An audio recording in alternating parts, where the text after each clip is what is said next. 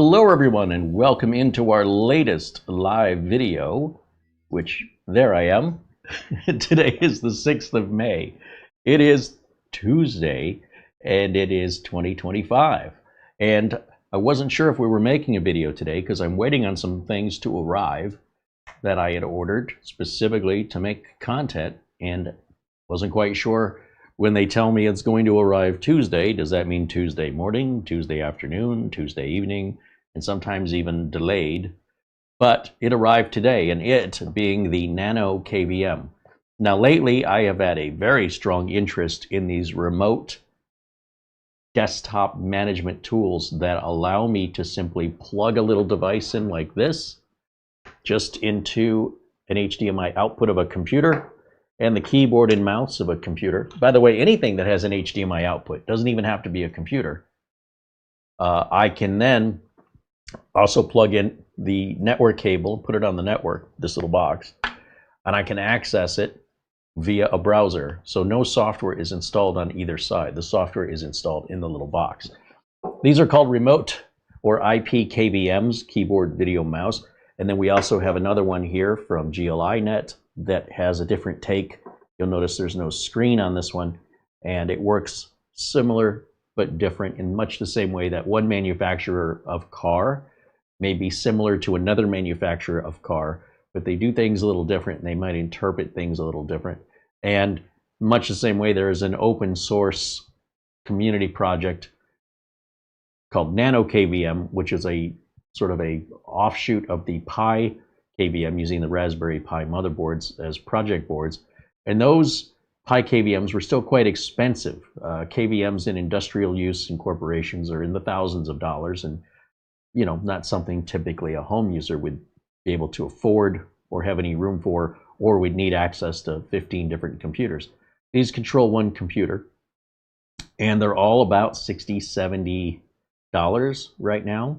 The Jet KVM was a Kickstarter project. The GLInet is an early pre-order, which we received. So they both have some polishing. They're not quite ready yet, but they're getting better with each firmware version. They get a little better. And then the Nano KVM, which is really just community supported, and you're on your own for waiting for the community to update it. It may not have the attention or support, certainly no support, for the Nano KVM, other than asking for help in a Reddit thread or a GitHub thread. And sometimes those people can be a little snooty, if I'm quite frank with you, and it's the exact antithesis of everything I stand for, which is to be the nerdiest nerd but not behave like one. There's a stereotype, but it's a very negative stereotype, that I am intellectually superior to you because I know how to use the VI command in Linux. And it's just the most abhorrent, disgusting, childish, immature behavior exhibited by people who, that's all they have. Like, that's their only accomplishment in life, I guess. So they really hold on to that. And they act as though they were born with it, and they wear a cape, and that nobody ever taught them, and they've long since forgotten how they learned it or who took the time to teach them. And quite often the attitude you get is, they'll speak Greek to you and they'll say, well, you just do this, this, and this. And you say, well, how do you do that? And they go, well, if you don't at least know how to do that, you shouldn't be here asking for help. Okay, that is profoundly absurd and ignorant. Unfortunately, in the community of open source, and especially where it involves certain people of a certain attitude, this is all too common. It doesn't affect everybody in the community, but it only takes one or two, quite frankly, to sour me on the whole forum. Makes me want to leave. Like, if you're not like me, then I don't want to talk to you. It's a form of racism. The downside, or really the sad part about it, is racism is something you're born, if you're born a certain race. This is something they've learned. That's the sad part. They've learned this behavior. They were likely treated that way from somebody else, and now they're treating others. It's like bullying. A lot of people who've never been bullied don't become bullies. It's It's a learned behavior generally, and it is just taught to the next generation. And so it will probably continue for the rest of our lives and onwards for generations until people rise above and decide they don't want to behave in a very stereotypical, what's the right word for it? It's just not a lot of thought.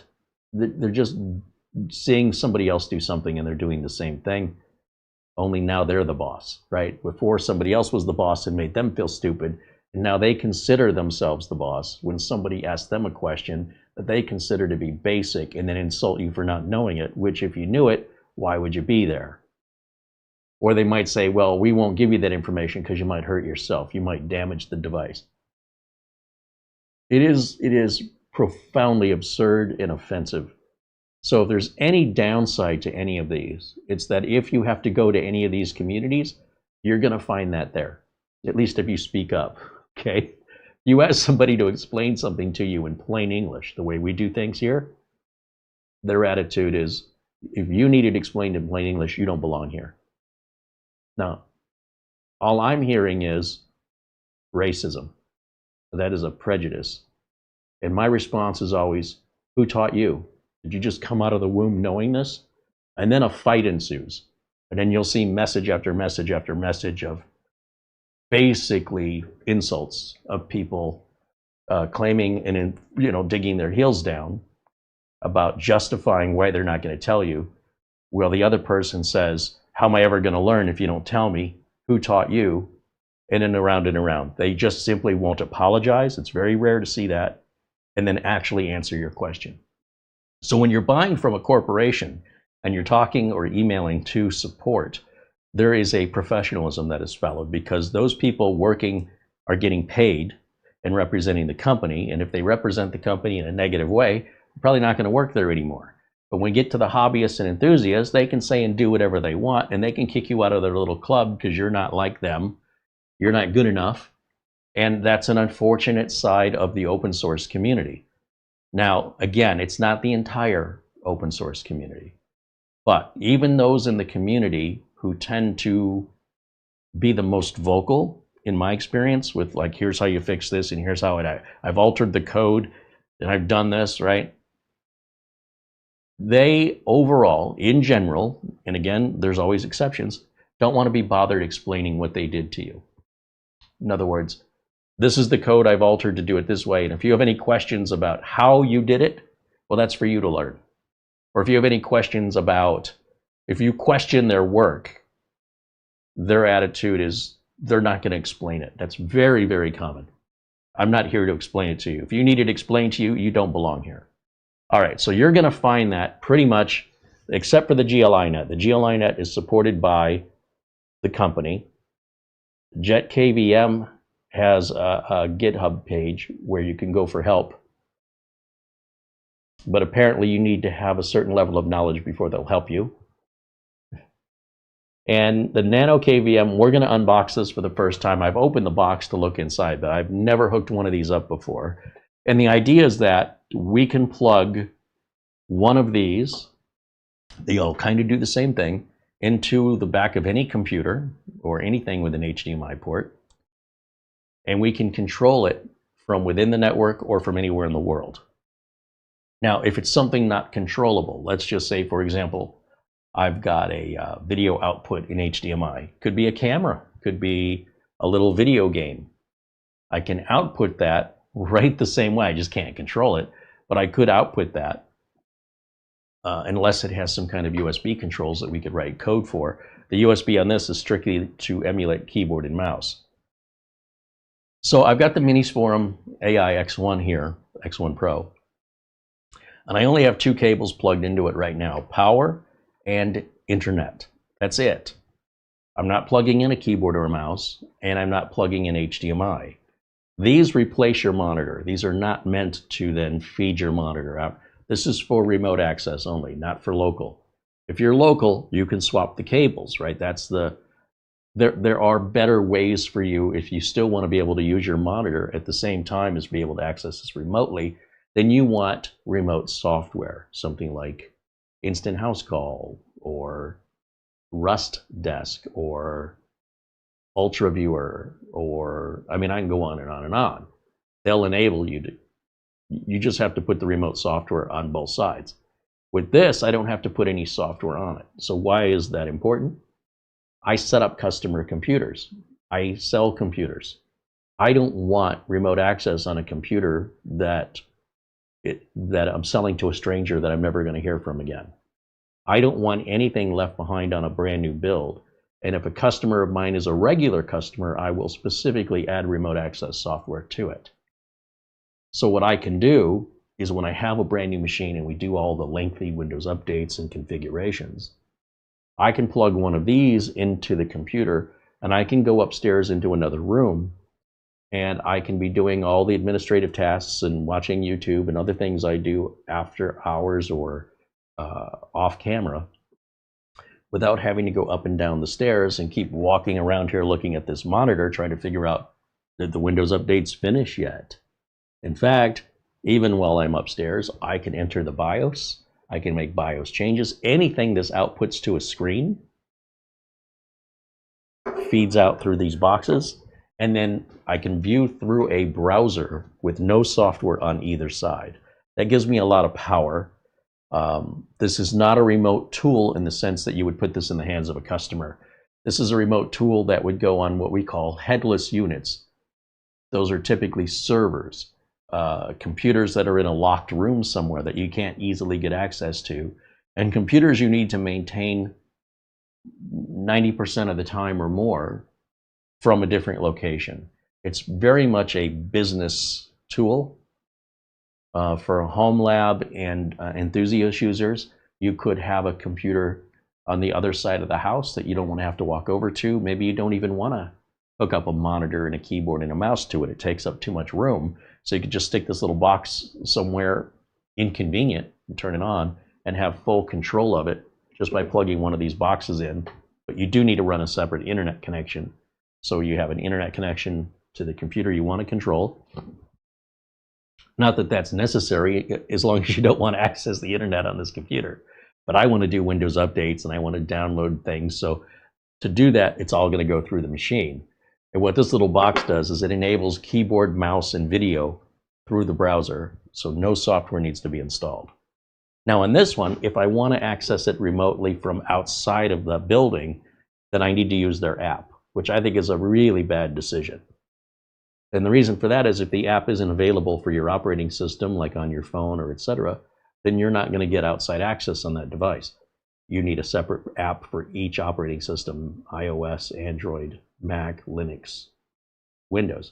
When the software is entirely built into the unit, then the way you access the app is through a website, and you create an account there that's secured and locked out, and you just access the website. So if you have anything that can access a website and display it, a tablet, a phone, then you can access the computer this is connected to. It's pretty darn cool. So the original, sort of before this and before this, we had the Nano KVM. And I was very much on the fence about the Nano KVM because of the open source nature of it. I just felt like it's going to be a little wonky, a little janky. But now that I've seen how well these work and how far it's come, I want to take a very first look now at the Nano KVM and see how it's developed over time. Let me say hello to everybody joining us in the chat. Before we get started here, let me go back to, let's see, click on that button. Here we go. Welcome in, Marsman50 saying hello, Doman 2000 and Mark Gaines joining us. I see Lou Greenia and 3D Everything. Martin Hogg saying hello. There is also Dustin Fuller and Gil Garcia. Heike Delphin says hello. John Williams says hello. There's Al Perez and Ben Laird, Andy Winbridge and Patrick T all saying hello. Eddie Casanova, Lana Dro. Of course, Mara, our channel administrator, hanging out with us. Frank Skalker saying hello from the Netherlands. Arnold says hello. Madman Dark Jedi joining us. Oh, we got a good crowd in here today. David Collins says, I have a Jet KVM and a Nano KVM, and my Nano KVM was dead on arrival. I saw GLINet was releasing one, interested to see it work. So we've already done this. We have a video on it. You can go back a couple days, a week, and we go through this unit. These are here just for demonstration, size demonstration as we compare each unit. Think of it as Ford, Chevy, and Nissan. They all do the same job. They all take a little bit of a different, you know, from the outside to an untrained eye, they all look like cars with four wheels. But when you get inside, they're laid out a bit differently. Controls are different, you know, things like that.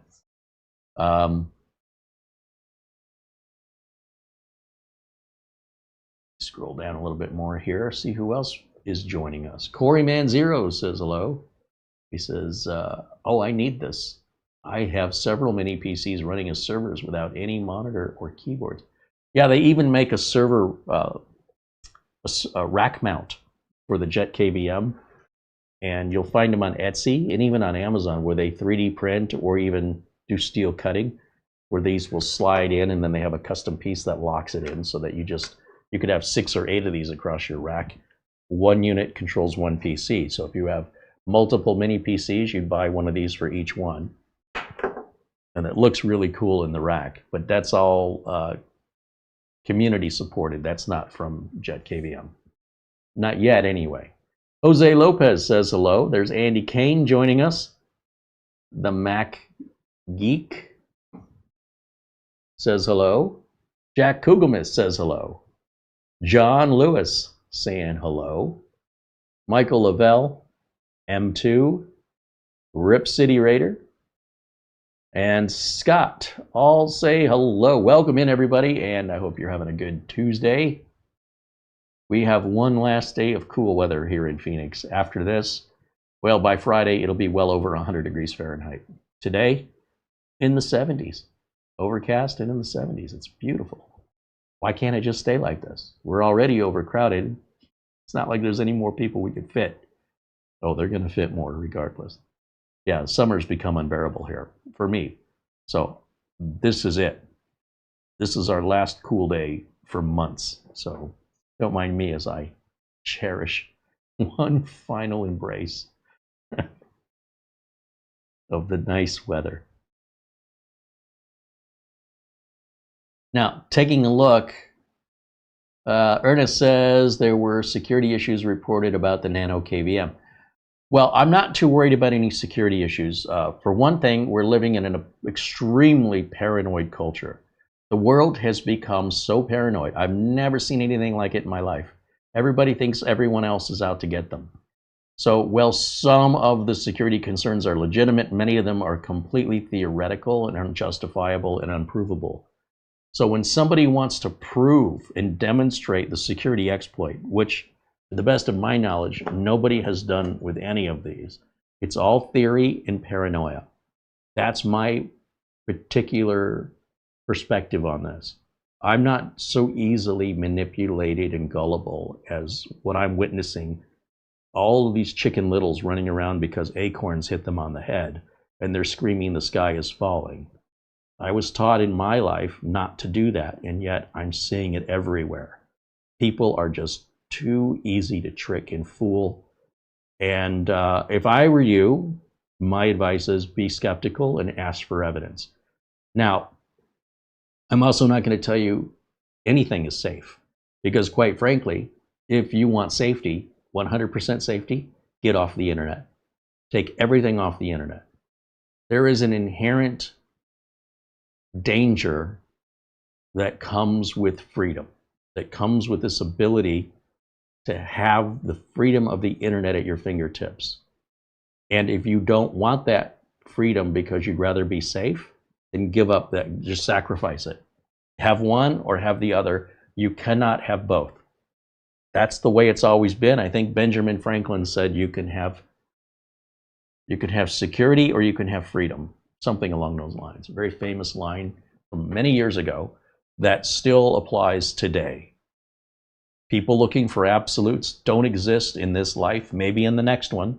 And by now, we should all be old enough to know that. There are no absolutes other than death and taxes, which of course These are the same old things they were talking about long before I was alive, and they continue to be true today. So to expect anything any different, just know there's a lot of people who really enjoy being Chicken Little and warning everybody that the sky is falling, and it's up to you to look for evidence before you accept that as a truth. Now, the other reason that this doesn't bother me for security reasons is even if it's true, I have no intention on accessing this outside of my network. Therefore, because it's behind my router and I'm only going to set it up for access locally, there's no way anybody can get into this. They'd have to somehow get into one of my computers, which would be impossible. And then from that computer, that once they're on my network, then you could get into that. It is no way possible, unless I set this up for outside access, that it's not even a viable thing. I'd have to be clicking on email links and setting up backdoors and just behaving very foolishly with my decisions behind my keyboard and my mouse to enable somebody to come in and do that. So just out of the box, any of these, if you just plug them in and you access them on your local network, which means anywhere in the building, you're fine. In fact, if you wanted to access it outside of the building, you could just set up a free app like Tailscale, which is all encrypted, and just throw Tailscale on the unit and on the PC you're connecting from, and have your own way in, alternatively to the app that this requires, or the setup website that requires. You could just independently set that up yourself. This is why education is so important to conquer fear. This is why so many people go around screaming the sky is falling. People are getting dumber, or at least the dumber ones are getting louder. So be aware of that. When somebody is warning you of something, look for evidence. Don't believe it. Look for evidence. If they can't provide you evidence, then they're BSing you. That's the default that I live by. You take that as you want to. So these security concerns that people have made up, as far as I can tell, never been proven. And even if they were proven, wouldn't affect us unless we opened this up for external access. By default, that's not even a possible thing to do. You have to do some setup for that. But by default, when you plug it in, you'll be able to access it right on your own local network. Very super easy. So, okay, so let's not all get freaked out over imaginations and conjecture, because there's plenty of that, and it doesn't help that our professional news media does that too. So the best we can do is just, we have to be our own filters, and we've got to be able to determine what's a real threat from a fake threat. I've seen a police officer approach a stray dog as though that dog were going to attack him. And I was there and I saw this police officer, and the way he was like shining this light in the dog's face. I'm like, dude, this is not how you, if you're trying to catch this dog, that's not the way to do it. You're freaking that dog out. You're going to get what you give. So if you're just paranoid at the world, you're going to get that right back. It's a mirror image. Whatever you put out anger, you're going to get anger back. So I said to the police officer, what are you doing? And he goes, oh, this is a stray dog. You know, you got to be careful. And I looked at him like he was crazy. I said, watch this. And I got down on my knees and I opened my arms, and the dog came running right into my arms. Then I picked him up and I said, do you want him in the squad car? And he goes, yeah, if you put him in the back seat for me. And I put him in the back seat and closed the door. I go, this is all this was. He looked at me like I was nuts, and I looked at him like he was crazy. You're welcome. Have a nice night.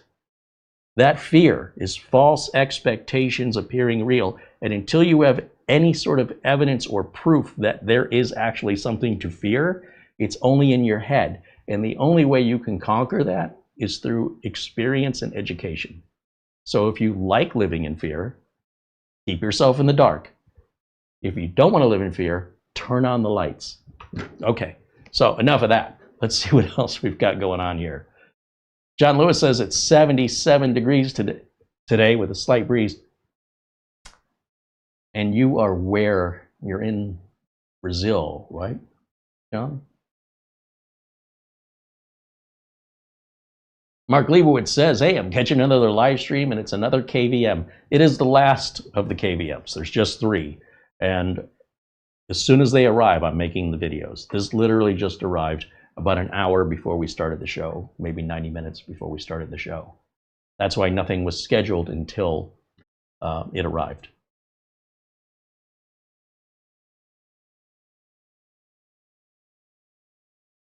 M2 is asking an unrelated question there, which I will let someone else in the chat answer. If you have questions regarding, again, any counterpoint to the security points I'm making, or with regards to the remote access and what it's for or how you use it, please do put those questions in the chat room, as I will try to stay on topic today with the Nano KVM. So just take a look at the Amazon website for this Nano KVM. Let me jump over there and come over to my window capture, which is right there. Okay, so this is what I've ordered, this exact thing. The Sipeed NanoKVM, it's $70, and it includes a couple of USB. It includes what looks like an ATX board to control turning the computer on and off. That's inside of the little plastic housing, and then that cable connects to your motherboard power switch. If you want to be able to control power, you will disconnect the power switch on the... Again, this is to replace the power switch. This is to replace the monitor. You can't have both. Well, there's a way, but you're using the wrong tool if that's what you're trying to do. There's easier, less expensive ways to do that. But for this, it's an option. If you want to be able to turn the computer on and off, it can flip the switch for you, okay? I don't use that. I have no interest in it, but I guess it came included in this package.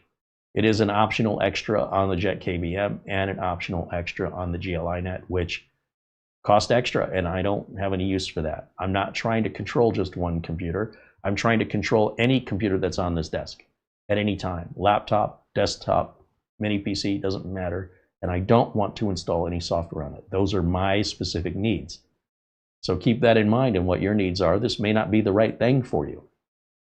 They do sell a version of this that's just the board itself, but then with the board itself, you have to provide your own housing, memory card, software, and cables. So it's much cheaper, unless you're a hobbyist and you enjoy that sort of thing, to just get it already built, and they have it in black and they have it in white for the same color. There's the white version and the black version. All right. And then the Jet KVM, that's over at jetkvm.com. That's all made of metal. You wouldn't want to drop it on a toe. That would hurt. It's very well built. It's got a beautiful screen. So far, this is my favorite one. And then the Comet is on pre-order right now. It's got no screen on it, so you have to access it a bit differently, and you need their own app to access it from outside of your own network. There's the ATX board if you want to control the power. That's sold separately. That adds a price, adds more to the price. Or you could just buy the ATX board. Again, I would not use that. That's for one computer you want to control indefinitely, and you want to be able to access it primarily 100% remotely. So you would never need a monitor. This replaces your monitor, and you would never need to go in and turn it off and on. You could do that right through here. Okay, so we've already looked at the GLINet, and we've already looked at the Jet KVM, and today we're looking at the Sipeed NanoKVM. It's a RISC-V Linux development board, and even has a little NPU in it, which is kind of crazy. All right, that's all I wanted to introduce you to. All these links are in the video notes if you want to check them out or read more about their product descriptions. They're in the video notes below this video. All right. I'll take a quick look here in the chat and we'll get to our unboxing.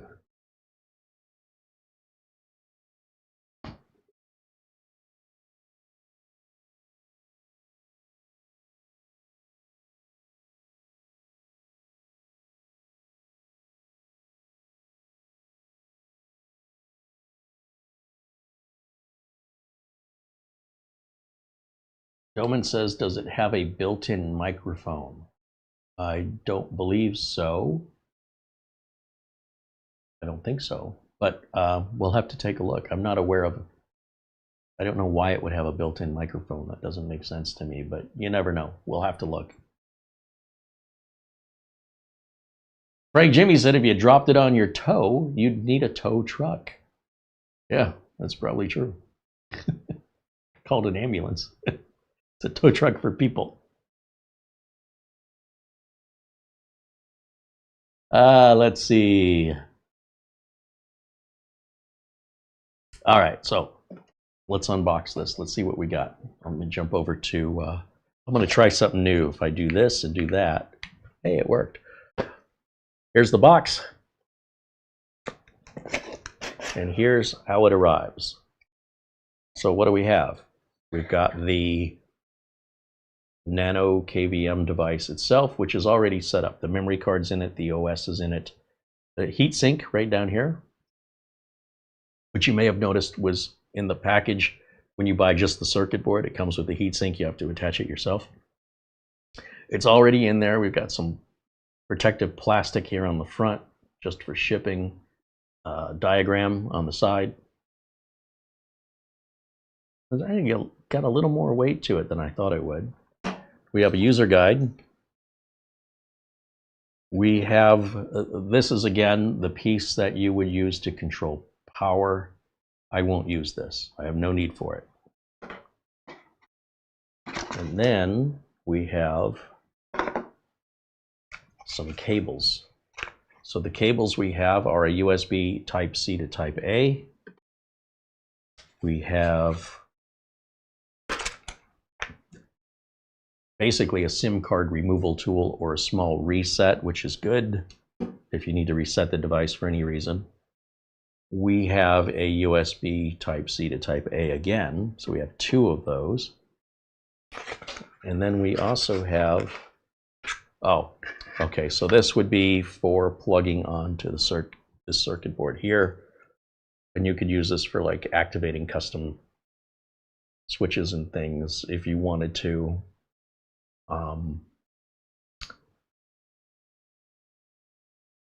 Yeah. So it looks like this side would potentially plug into either the header on the board, or is that USB? Probably the header on the board for the internals, the switch and LEDs and stuff. But this is all designed to be sort of mod friendly, so you can custom code it. That's the other thing about any security issues with this. It's all open source, so you can see all the code and you can change it. So if you're that level of intelligence that you understand what you think is a security thing, you can just go in and change it yourself. So just another thing to consider. And that's it. That's all we have. Also, on the Jet KVM, you can get in there and you can edit the code that drives it. It's all open and available, so there's really nothing proprietary in there. In fact, I had an issue with the Jet KVM when I first got it, where the batch, this last batch they sent to the US before the tariffs, they mistakenly used the wrong network interface chip for the network, and it has no MAC address. It has no serial number. So it kept generating a different MAC address, or think of it as a serial number, every single time it powered off and powered on. And the router didn't recognize it. Every time the MAC address would change, the router would say, oh, nice to meet you, have an IP address. So the IP address kept changing and changing and changing. And eventually, you will run out of IP addresses.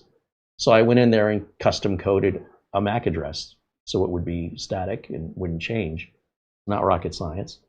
And then Jet KVM came out with an update, and I downloaded the latest update, and it undid my fix and put their fix on, and now it's working like it's supposed to. That's not how it's supposed to. It's nothing that should be in the code. It should be on the chip. But I think they were in a rush to get these out, and somebody overlooked something. I wasn't even aware you could get a network chip without, it's like getting a gun without a serial number on it. It's suspicious as heck. But, you know, what are you going to do? It's all fixable because it's all open source. If you don't have the knowledge on how to do that, well, we go back to fear again, I guess. But regardless of that, that's all there is in the box here. And I will not use this, and I will not use this, as I previously explained. I'm not interested in that. I should not need the reset tool, so I'll keep all that together. And we'll just move it over here, I guess. Let's see. Let's try this. I don't want this to take up too much room on my desk. So what I want to do and what I want to demonstrate is I've got the Minis Forum AI X1 Pro turned on. I think it's turned on. I only have the network and power plugged into it. No keyboard, no mouse, no video. This is going to be my keyboard, mouse, and video instead. And then I'm going to see if we can access through our browser full control of this machine, including the BIOS, no differently than if we were using it with a keyboard and mouse and monitor right here.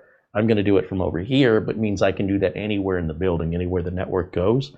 And then if I want to configure it for outside access, I can do that as well, so I can access it from anywhere in the world if I choose to turn that on. I just want to get this plastic off of here. So once again, if we do a nice little close-up here, here's the unit from the front. I don't know why these have a power button. It should always be on. One thing I really like about the Jet KVM, you just give it power to USB and it's on. And the GLI net is also the same. It's got a button on it, but that's a reset button. It's not a power button. So I'm a little thrown why we have a reset button and a power button. The reset button I can understand in a rare occasion if it locks up on you or something, which I've never experienced. And then it tells us it's 5-volt power. On this side, we've got, what do we have here? We've got 2 USB ports and an HDMI on this side. So likely one USB port provides power, and one USB port provides keyboard and mouse, and then that's your HDMI out. So HDMI to HDMI, just like you're plugging into a computer monitor or a television. On this side, we have our internet, Ethernet, and then above that, we have another USB, and that is likely for controlling that little ATX board. If you want to use it, it's got to communicate with this somehow.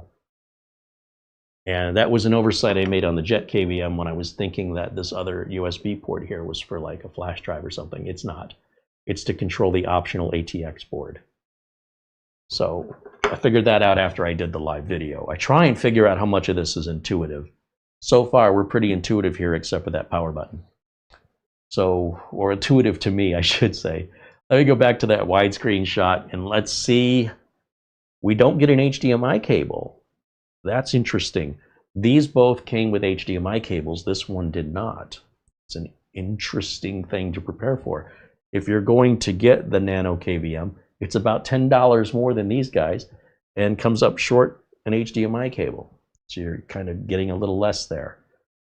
But without reading any documentation, I just want to see how intuitive this is. On the Jet KVM, you only need one USB cable for both power and to control keyboard and mouse, which makes sense to me, with a secondary USB available to keep this powered on at all times regardless. So for example, if we were to shut the computer off and the USB port no longer had any power, the unit would die. So then how would we turn the unit on?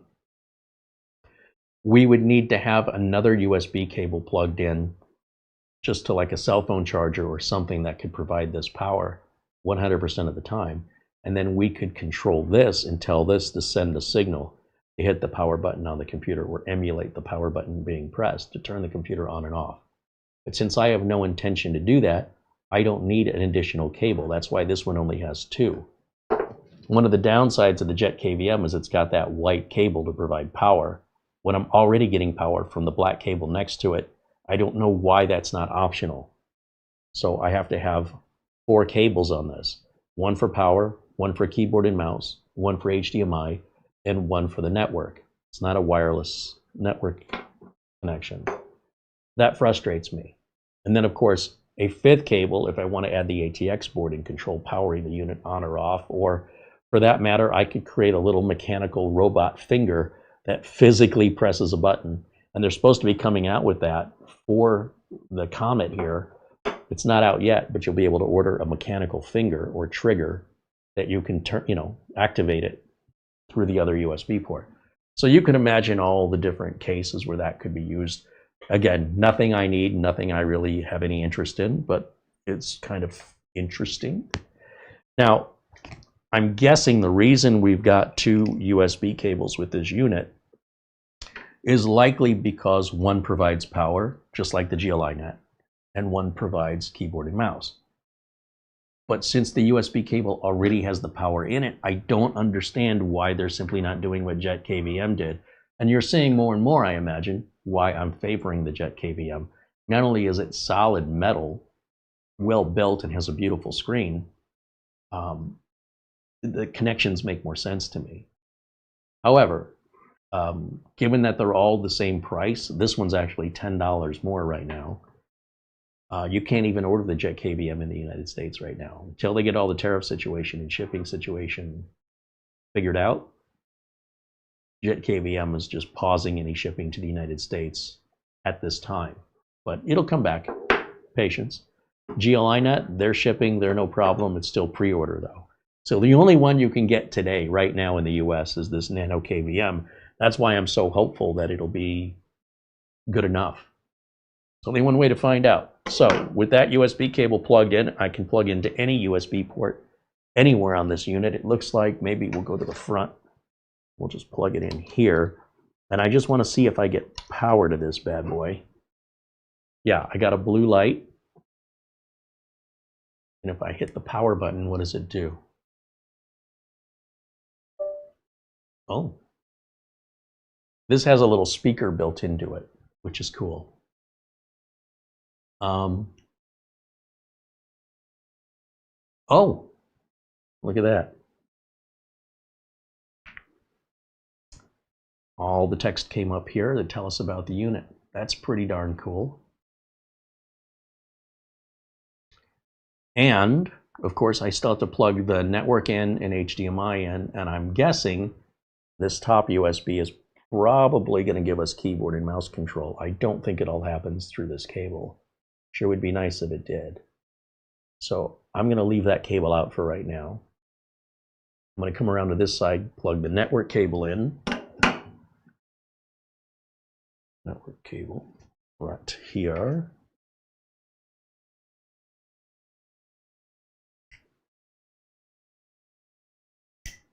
Okay. I have no idea which way is up on that. The text is so tiny. Let me grab my glasses. Ooh. Let's see.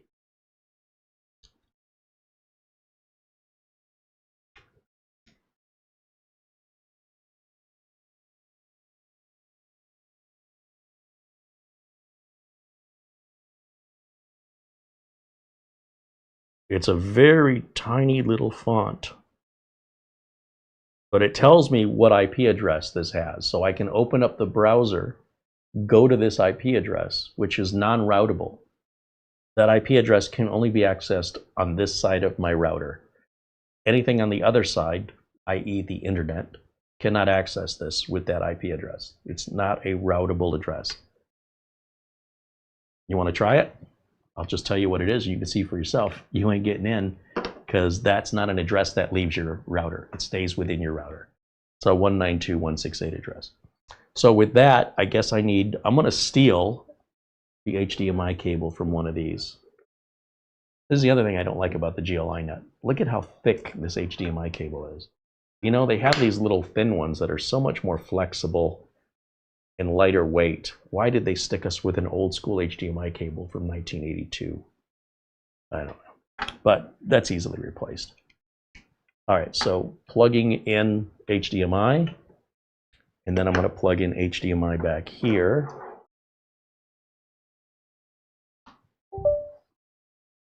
Okay, so that's it. No software. We're ready to go. If I punch that IP address into the streamer's browser, I should see the Minis Forum computer, or I should see at least a setup page since this is our first power on.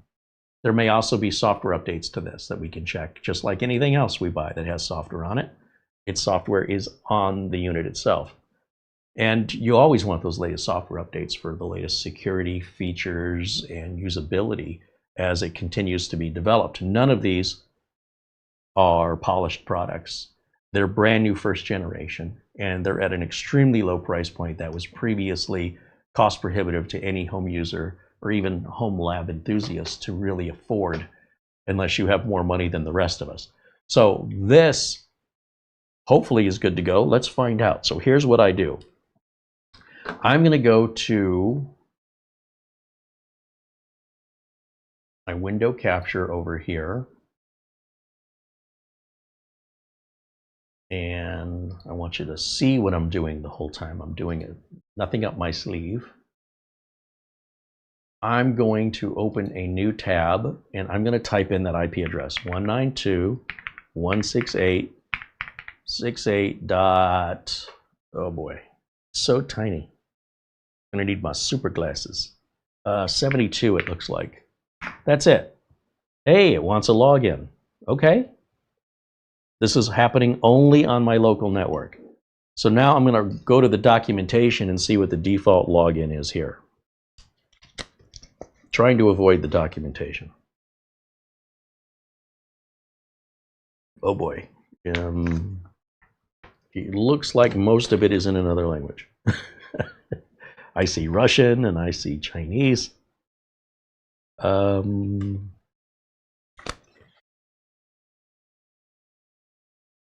to get the R&D resource, scan the QR code on the bottom of the unit with your phone. Or go to forum.uyee2.com. YOUYEETOO. I guess that's the manufacturer, or is that the seller?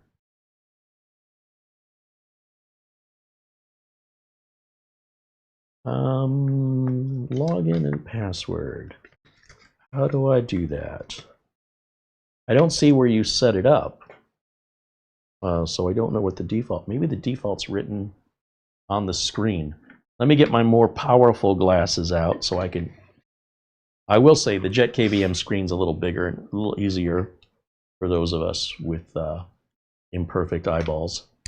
All right, so now I got my more higher magnification and HDMI is hooked up. Resolution is 1920 by 1080. H.264 is our video compression.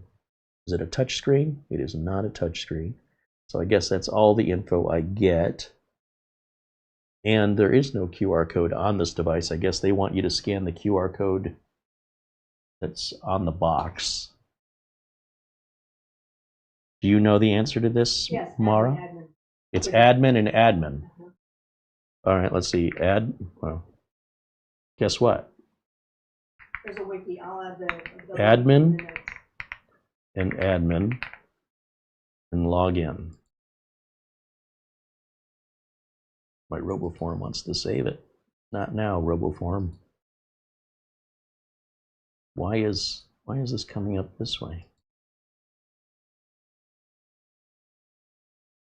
Change your password. Oh, now it wants me to change my password. Okay. Hold on. These super magnification glasses are too strong. Let me put on my regular glasses. Okay, it wants me to put a password in. So username will be, what do I call this? Let's call it Nano KVM.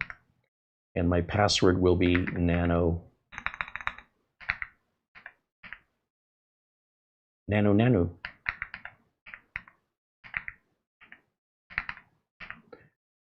if I was going to open this up to the internet, I would obviously not choose such a stupid password. I'd just try to be funny. Is that going to let me do that? Ha! It did. That's hilarious. Okay, user Nano KVM, password Nanu. What do you mean that's... What do you mean?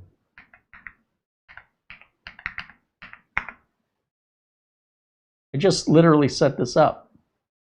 Did I type something wrong? Did I go back to admin? Oh, I see. I hit the caps button. Okay, Nano KVM.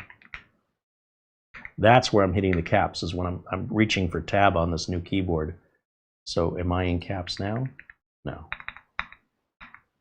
And then tab. Now in theory, this should bring up, oh, I see, it comes up as a drive view. Oh, and you see the second mouse following? So that is, the smaller mouse is the mouse on the little Minis Forum computer, and the big mouse is mine. And somehow when we plugged it in, it shows a USB drive, like we've got an emulated drive. Let's close that. Let's go back to, yeah, this right here is part of the Nano KVM. And you'll see no software was involved. Let's try, if we go back to the main screen up at the top here, we can emulate a virtual keyboard. So if we're looking on a tablet or a cell phone, like remotely, or heck, even here locally, how do you type on a keyboard? If you don't have a keyboard, well, you can bring up a virtual keyboard. And then, you know, that's pretty much the same on all these units.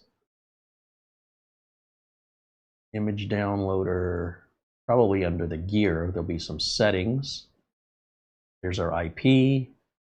Oh, it even has a little DNS entry. That's cool. So you don't have to know the IP. You could just type this in up here at the top of the address bar, and that'll get you there. Image version 140 is what we got with the app version 225. Is that the latest? I don't know. There's the discussion group. You could find your FAQ. Everything you need to know. Documentation is all right here. Under the device, you could turn on SSH. You can turn off the DNS. I like that, because the GLINet, you can only do it through DNS, whether you like it or not. You can set up a virtual network. Okay, that's cool. There's the Tailscale already ready to go if you want to access this outside of the network securely and encrypted for free. You will use Tailscale on the device and Tailscale on the computer. So that is a prerequisite for that. What I'm looking for is this check for updates. We already have the latest version. We can get preview updates, but I'm not worried about that. And if we close this and look at some of the other options, what's this? This tells me nothing. This is screen. I don't know what screen means. What happens if I click it? Oh, pretty cool, pretty cool. All right. Keyboard, mouse, what is this? Images. Image downloader. Scripts, oh, that's cool. Terminal mode, okay. So you wanted to work on this, you could open terminal on it. So you can open the Nano KVM terminal, and there's your hash prompt there, and type away. If you're into coding it, or you want to look at the open source code or manipulate it, that's right there. Let's close that. So I'm glad we only needed the one USB cable. So I can't say that for GLINet. Unfortunately, it appears GLINet must have two USB cables. So that's where it falls short for me. Now, for my purposes, what I need to do with this is to be able to do updates and things to computers while I'm away from this area of the house. I spend most of my time when I'm on camera right here on this side of the house, and when I'm off camera on the second floor at the complete opposite side of the house. So going up and down the stairs, back and forth, just checking on progress of updates, it's discouraging. And it's taking me much longer to get something done because I forget about it. So now I can have all my tabs open, and I can just switch from tab to tab, coming over here to see where the progress is of my update, including and not limited to even the BIOS. So if I restart this, remember this is a virtual monitor. So we're going to see everything where a traditional remote software stops when Windows stops. This unit is not attached to Windows. It doesn't matter if we're running Linux or Mac. It doesn't matter if we hook this up to our cell phone. I can start pressing delete on the keyboard, which I probably waited too late on that actually. But this is replicating a monitor. That's why it replaces your monitor. So it doesn't matter what I plug into this. If it's got an HDMI output, I can see it through the browser because there's no software. I mean, I don't know what outside of a computer you would do that to. But yeah, if I had my cable TV box and I plugged the HDMI in the back of it, whatever channel it's on, I could be watching from anywhere in the world. I wouldn't be able to change the channel, but I could call somebody and say, hey, change a channel at the house for me. But that would mean that cable box was not hooked up to a TV. So you could get really creative in how you could use this. But that being said, let's go to, let's see. Let's go into our BIOS. I'm going to try this one more time. Restart. Now, the Jet KVM doesn't carry any audio, so it'd be kind of hard to watch TV unless you turn on closed captions. The GLINet does carry audio. Now, this Nano KVM, I don't know. I don't know yet. But when this restarts, I'm going to start pressing delete on the keyboard, just as I would as though it were the keyboard attached to it. But I'm using the streamer keyboard. I only have one keyboard on this bench. And I'm using it to both control the streamer and when I'm in this browser window to control the remote PC. It's that easy. Again, there is no software you have to install on either side. All the software is in the little box. So hopefully this will restart here in a second. There we go. And I'll just start pressing delete right now. Hopefully I'll get it in the right time. Tap, tap, tap, tap, tap, tap. There it is. Now we're in the BIOS. We can go into setup. We can look for a newer BIOS. You'll see here, you know, we're in the Minis forum with the Ryzen AI 9 HX370. You will notice there's a slight delay. The mouse that's leading is my mouse, and the mouse that's following behind me is the mouse I'm controlling on the Minis forum computer. It follows behind in milliseconds. So if you find that annoying, there's usually somewhere in the setup you can turn that off and turn off, which is probably relative mode. Let's see. Oh, relative mode means, okay, never mind, I don't want that. Absolute mode. And then HID only mode, what does that mean? Let's try that. If your mouse and keyboard stop responding, it could be a compatibility issue. To enable HID for better compatibility. Oh, no, no, no. Not what I want either. I want to turn off the mouse trails. Reset, no, mouse mode. Cursor style. Hide cursor. So if we hide the cursor, now, no, I still see. Okay, yeah, so now I just see the mouse that is the remote mouse that I'm controlling. But the minute I go above the window, you'll see a second cursor appears that's white. That's the local cursor, so I can come up here and change tabs. See what I'm saying? You get it? But to me, that's confusing. I like to see both mouse trails. Some people don't. So that's under cursor style, and we'll just do default cursor. I think, yeah. It's got a little bit of a lag, but it's not terrible. I mean, it's less than a second. Whatever it's doing, it's milliseconds. So by the time you stop the mouse to click the button, it's already there anyway. It's a non-issue. But we can get into the BIOS and we can make changes, and then we can save and exit. And we can reboot the machine. And it's no different than if I'm sitting right here in front of it, but I could do that from anywhere in the world. Right now, I'm just configured, you know, as I mentioned, with the 192.168, it's only on one side of the router. I am disappointed at this price that I didn't get an HDMI cable, but I wouldn't want the HDMI cable the GLINet comes with anyway. It's ridiculous. What I would do is I would go to Amazon and I would look up a thin HDMI cable, and I would find one that's like 3 feet or less, maybe even 1.5 feet. Yeah, here's a 2-pack of 3-foot, really thin, flexible HDMIs for $12 with free shipping. And I bet I could get them even shorter than that. I bet I could do like 1.5 feet or 2 foot. Let's see, 1.5. There's a 1 foot. That might be a little too short. How about a 2 foot? Just go right down the middle.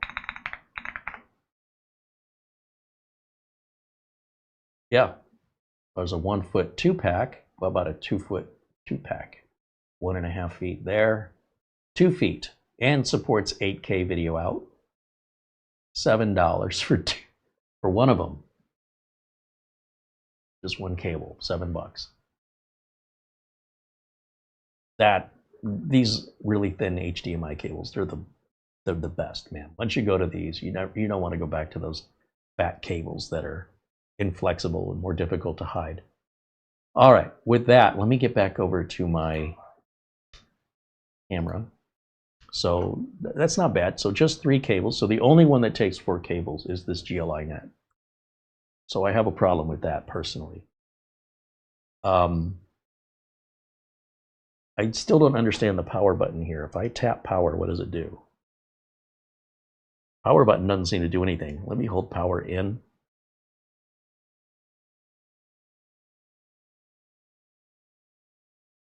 I don't know what the power button's here for.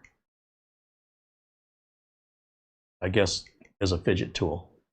Well, by the way, I'm happy about that. There shouldn't be a power button on any of these. If it's plugged in, it needs to be on. That's the whole point, is you're somewhere else. And I don't want to have to come all the way down the stairs, walk all the way down here just to hit a stupid power button. Nor differently than I want to get in the car and drive all the way to a client's just to push a button for them when I can tell them over the phone, just push the button. Okay. There was something that came out of the box here on my desk. What is this? I don't know. But if we take a closer look at this, let me jump back over to camera 2. You'll see we have a red light that shines through this bottom where the USB port is, right down there. I don't know how well the camera's going to pick that up.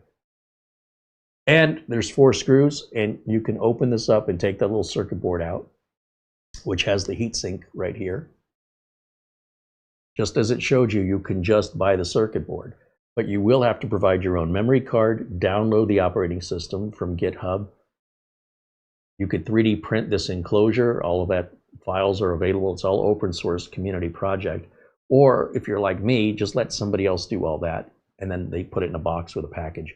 And I would not want to remotely turn things on and off, especially because certainly not that easy when you're dealing with a mini PC or a laptop. That is strictly for controlling desktop computers that have that header on them for the power switch that is that size, that what they're coming with.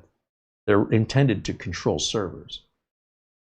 But now mini PCs are being used as servers, so we're kind of redefining even what a server is at this point. Overall, I am very happy with this. And again, there is no security risk here certainly as long as I'm using Tailscale, number 1, because that's all secure. Number 2, if I don't use Tailscale, and the only way I'm accessing this is on my side of the router, you'd have to break into the house basically, or you'd have to infect me or my router somewhere in one of my systems in order to get to this. And by the way, if you get to this, you know what you're getting? You're getting access to a brand new blank computer that's in a setup phase. You're still not getting anything. So the idea that there's any security risk there, to me, it just seems silly. Anytime you connect to the internet with anything, it's a security risk, and I cannot underscore that enough. There's always security risk. That's why we update BIOSes. That's why we get Windows updates constantly. It's never just like locking a door. And even if you lock a door, you still have plenty of windows that are pretty easy to break.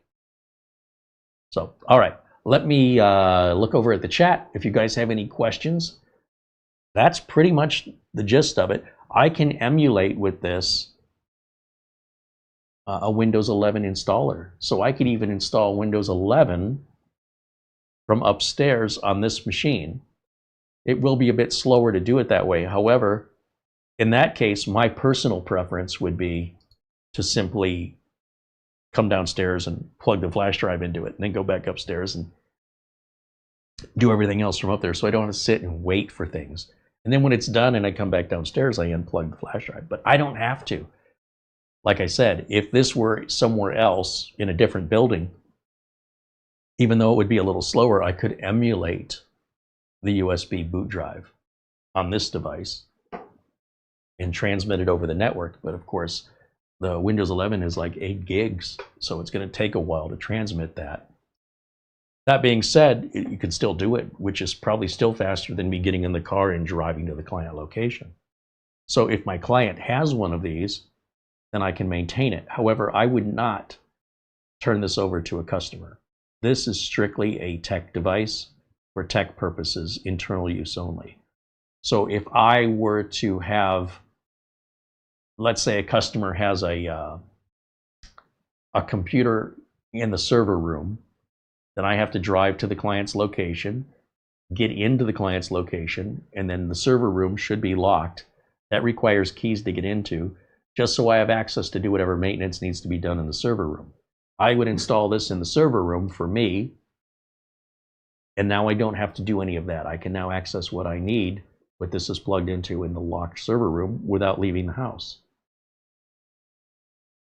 Food for thought. And again, with Tailscale, if you don't know what Tailscale is, you can learn more about it by just typing in Tailscale here on the YouTube search. And there's plenty of videos that describe it at many different levels, from basic, intermediate, and advanced. So if you click on a video and it seems like it's talking over your head, find another video, find one that's more of an introduction. And if you're not doing anything from different locations, you don't need to worry about Tailscale. If you're looking for like the security of a VPN without the price, look at Tailscale. It's all free, it's all GitHub. Not that everything on GitHub is good, but there's a lot of good stuff there. It does come with some conditions, like if it doesn't work, there's nobody to complain to. You got to figure it all out on your own. If you pay for a professional product, then part of what you're paying for is to be able to contact support. So depending on what your needs are and what you're willing to tolerate and how much your budget is, make the decision that's right for you. Okay, let me jump over now to the chat and see what you guys have to say.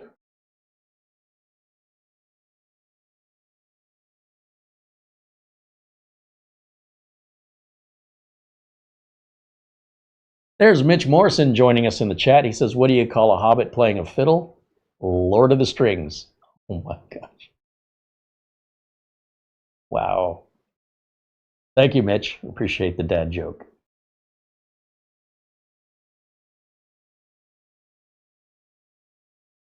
One of the other things I don't like about the GLINet here is it requires a password to log into the remote machine. I don't want that. When I log into the remote machine locally, I just want to type in the IP and get to the desktop, which I can do with the Jet KVM, and apparently I can do it with the Nano KVM. You want to come see it? So I am a bit tickled with how that came up. Come look. Look at how tiny the screen is here. Step around over to the side anyway, so that if we're not looking at the back of your head. Well, come step around a little bit. Just watch this cable here. Yeah, I can read it. There's a lot of information, but it's super tiny. It's teeny tiny. Yeah. I can read it. I'm so delighted that just the one USB cable provides power and keyboard and mouse. I also like that, apart from the initial setup and connecting, it's not constantly reminding me to keep having to log in when I'm connected to the remote machine on my local network the way the GLINet did. But that's all fixable in the software. So I have hopes that this is just going to get better. This is a all of this really is first generation product. And the price is crazy. These used to cost at the lowest $300-400 for like a Pi KVM. They weren't this small and they weren't this easy to use. And well, they might have been as easy to use, but they were they were larger, and because they're larger, they have a bigger power draw, so they would not run off USB power. You'd have to have separate power, typically like a barrel style power connector. Now look at how advanced this stuff has become. I can't get over just how tiny this is. Or I really like the that's default really host tiny name when it popped up.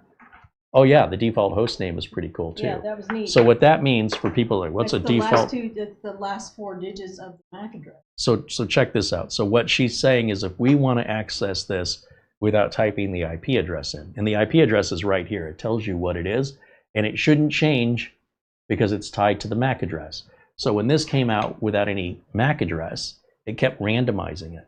So I kept getting a different IP. It kept changing on me. It was annoying. It was annoying because I'd reboot the computer and it wouldn't come back up. And then I'd have to ping this to figure out where the hell it went.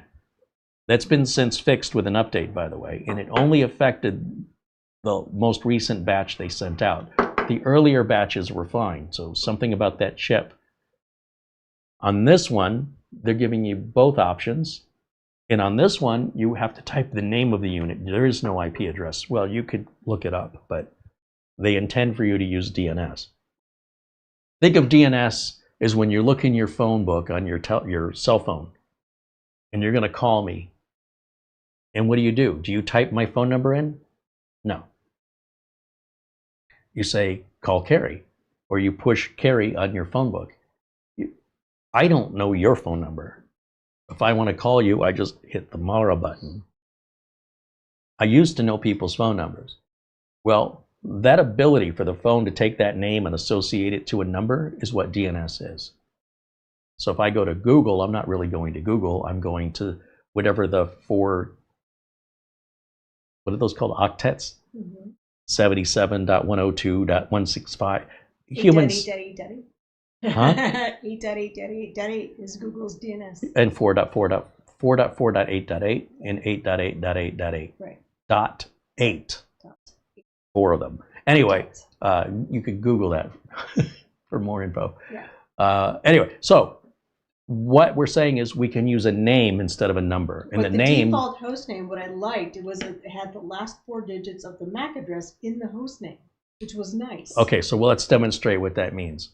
So instead of typing in this 192.168, and looking at it, instead the host name stays the same regardless. Just as I can change my phone number, and then you update my phone number in your phone, but you still keep all the other contact. It's still Carey. So you're still pressing Carey regardless of the phone number. It's automatically calling whatever phone number you've assigned. It doesn't matter how often you change it, which would be as often as I change it, right? So that you can still reach me. That's what DNS is. So to use DNS, to demonstrate it, I'll just hand this to you and you can read it because it's way too little for me.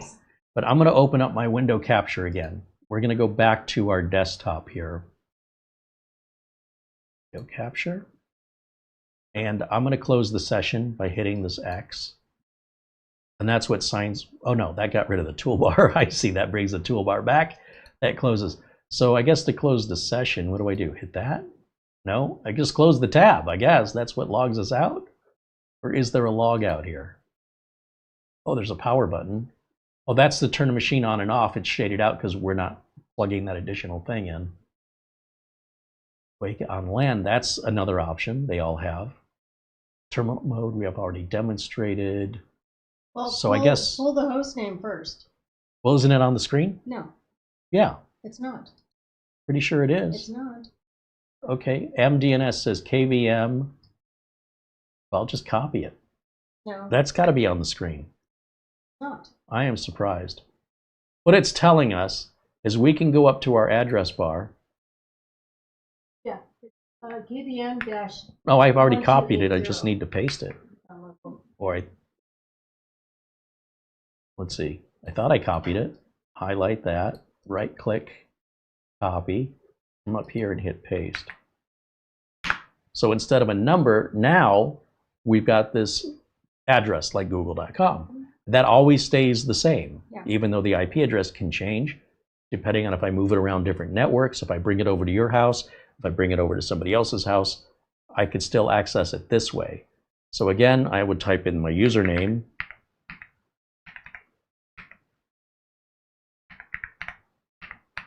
Nano.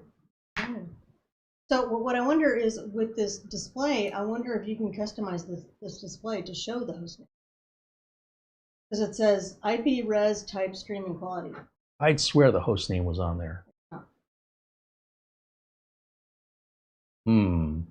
Let's go under settings. Can we change the host name? Your account. No. About.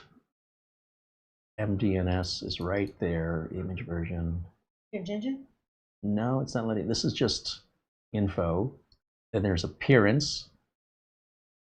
So if you want to turn any of these off the menu bar, you can switch them off. Like I'll never use power, so I can get rid of that. See how the power option went way up there. If I don't want terminal, I can turn that off. If I don't want scripts, I can turn that off. So in other words, I can really simplify my choices so I can use this more expediently for my use case needs. Under device, SSH and okay, MDNS info. Turning it off is not needed. That's okay, but where do I configure that? Not here. Virtual disk and virtual network, you can turn those on and off as well. This is all your Tailscale setup if you want to use Tailscale. I love Tailscale. I wish I learned about it years ago, but I know now, and it's one way that I'm able to do updates for my clients off their Synology NASs without having to drive to their businesses anymore to do it. We can get beta, you know, if we want to turn on preview updates. And I don't see the ability to control. Of course, you could turn on SSH if you want to do that as well. Let's see. How do we change the MDNS? Let's Google it. How to change MDNS on Nano KVM. I bet you can change the host name console. The device name for the Nano KVM can be modified in the settings and will take effect after a restart. Go to Settings, Devices, MDNS. Go to Settings, Device. Okay, all I see is I don't see it. I just see an on and off. No, I would think you have to view it in the Oh, you'd have to log in through SSH. Uh-huh. Oh, so now if I reboot the KVM, then it should disconnect us. Does the screen say it's rebooting? Or yeah, the screen went blank, didn't it? Screen went blank. Oh, and the reboot is, it got the toilet flushing symbol. So we just wait here blind, because presumably we wouldn't be in the same room with the unit to look at the screen. Right. We have to just trust that this is going to work here. But the MDNS name, this address up here, will be the same even if the IP address were to change. And we're back to our login. So if I go back to Nano KVM, Nano. Hope that's not weird. Why, you think anybody can grab a hold No, of I it? just think it's weird. After the show, I won't even remember it. I'm going to have to reset the device. That's my concern. Okay, so we're on the mini swarm again here, and back over to settings, device. Oh, I guess you can have the screen shut off. That makes sense if there's nobody around to look at it. After 30 minutes or whatever, it's just like keeps the screen from. It probably reduces power consumption and heat. I don't know. By default, it's set to never turn off. So we're not in SSH though. How do we access? We'd have to type HTTPS. No, SSH. You'd have to use PuTTY. Oh, that's the term. Well, what can I just use the terminal in? See down here? Where is it? It's over here. If I close this and go up here, terminal. No, that's not it. Images, wake on LAN, settings. Oh, we can go full screen. If I do that, now I really am a monitor. This gets really confusing because if we go to right click on this and go to system, we are on the mini swarm computer. But if I hit escape on the keyboard, we're back in the browser. It's just an illusion by making it go full screen, which is really, yeah, it's trippy. So we have two start buttons. We have one here and then probably the one that's not being captured So right I now. suggest doing down here. that not on camera because you might have the same issue with my editor. Well, I don't want to do it that way. What I'm thinking is there should be an easier way. Check. Oh, yeah, it says verify the file exists, and then you would go into the text editor. You're right. I know. For example, if you want the host name to be Mike, the file would contain that text. Correct. That's not rocket science, but I still would like to see that built into the settings so that you don't have to code it, even though that's barely the definition of coding. You're welcome. Yeah, well, thank you. Yeah, according to Sipeed Wiki, I guess there's a wiki page all about this. That's the internal PCIe card that can go into a desktop, so you don't have to have an external box wired up. And it's basically documentation here.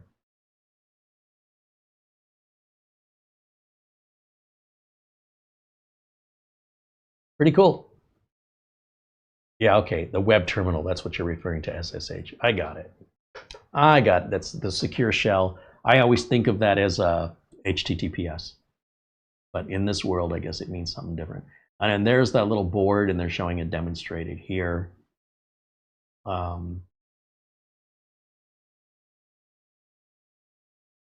Interesting. See, that's okay. So out of the box, it's ready for you to plug and play and use it. But if you want to customize things like the DNS name, you're going to have to be of that technical mindset to know how to do that, or willing to learn, because the information is out there. And if you're lucky, you'll find a helpful person in that community. They do exist. Or there's enough information, it's already been discussed, other people have already reinvented the wheel. Go and find those archive discussions and follow along. You can absolutely do it if you want to. You don't need a degree from college to figure this stuff out. It's pretty basic stuff. Now, let me get back over to the chat one more time and see what else you guys have to say. Bajan Guy says, what does the reboot do? Reboot the device or the computer? It's just rebooting the device. If I want to reboot the computer, I simply go to the start. Look, we have three different things here. We've got the computer I'm using to stream to you on. That is also the computer I am using as the demonstration of the one that I am remoting in from to the box. And from the box, it goes to the other computer that I want to see on my screen. If I want to reboot the other computer, I just click on its start button and tell it to reboot.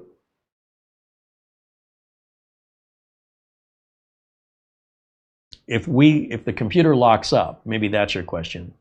If the computer were to lock up and we needed to reset it, no, we don't have any way to reset it.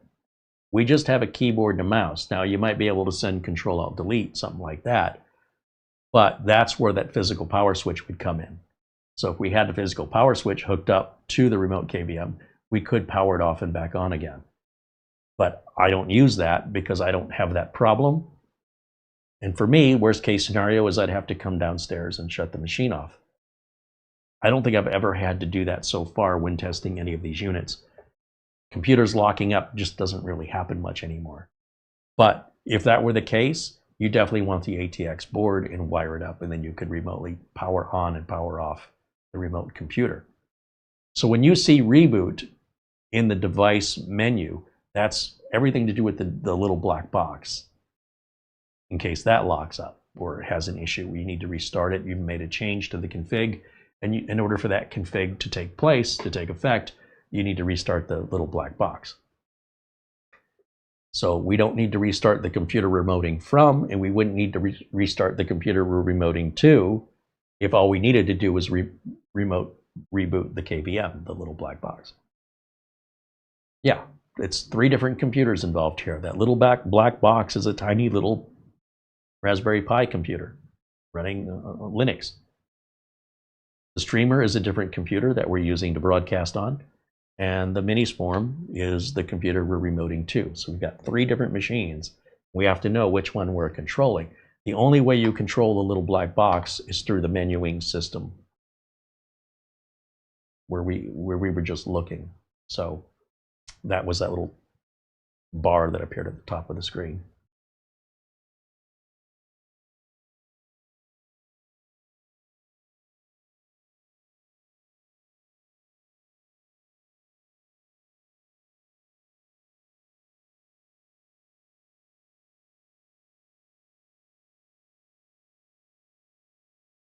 Foreman said you must be confusing SSL and SSH. Yeah, I suppose that's exactly what I'm doing. It's not my speciality, but I appreciate that. That's exactly what I was doing.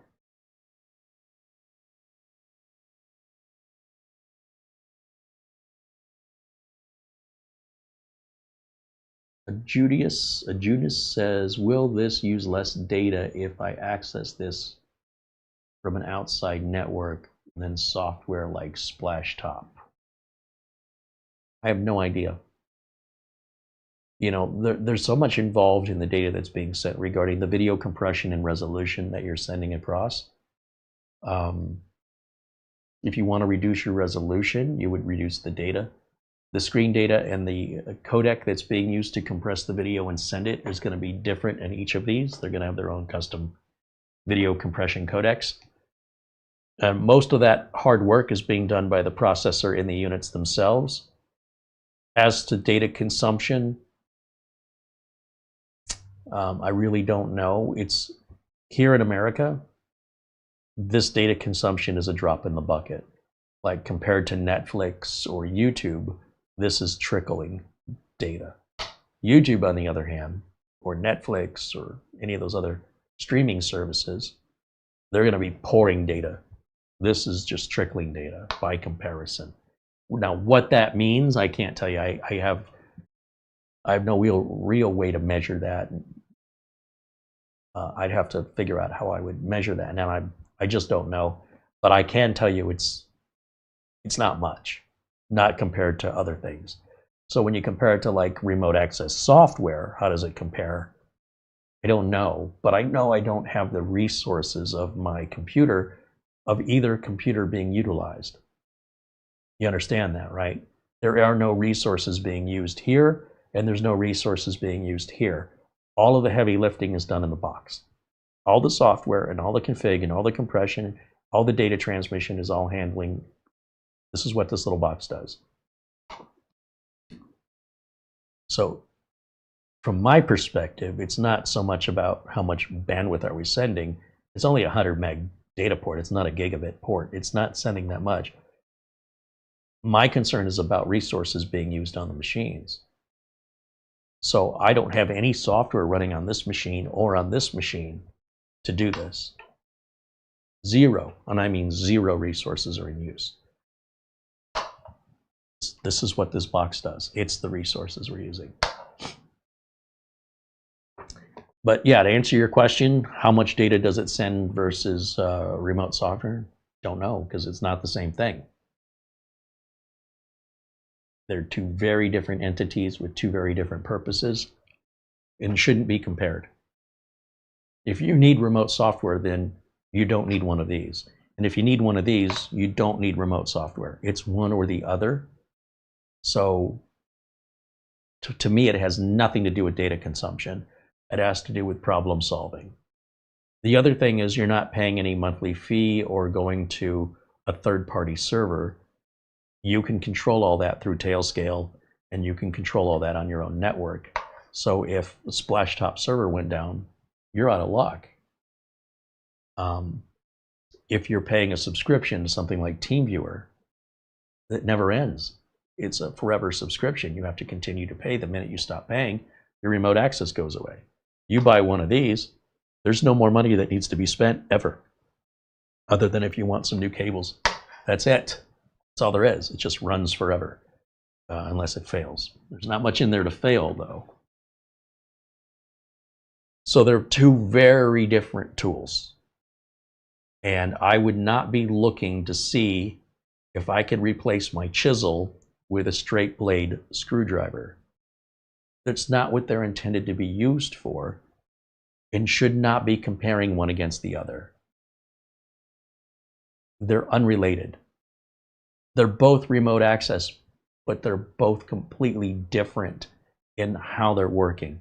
One needs your computer for resources, one doesn't. One needs your monitor, one doesn't. One is limited to the availability and performance of the servers that you're connecting to, the other one doesn't. They're completely different. Completely different. One does not replace the other. I can't emphasize that enough. Can I change the IP address it uses? Yes. Yeah, and oftentimes you can do that in your router. You can tell your router that whenever the serial number or MAC address of this network card connects to your router, reserve this IP and assign it.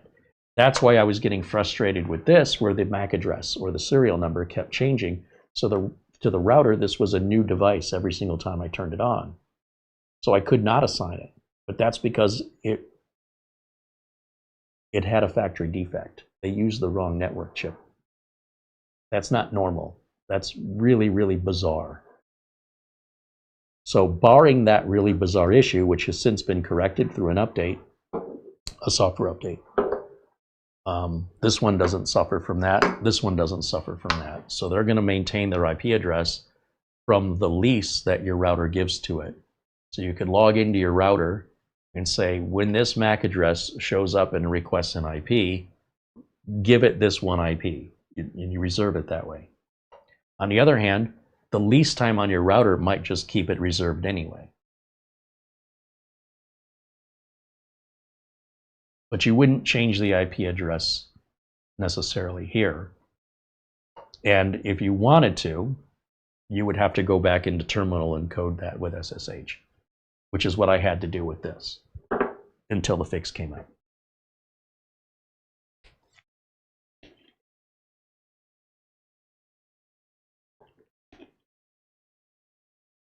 And Coreyman says static DHP reservation. Exactly. That's on the router side.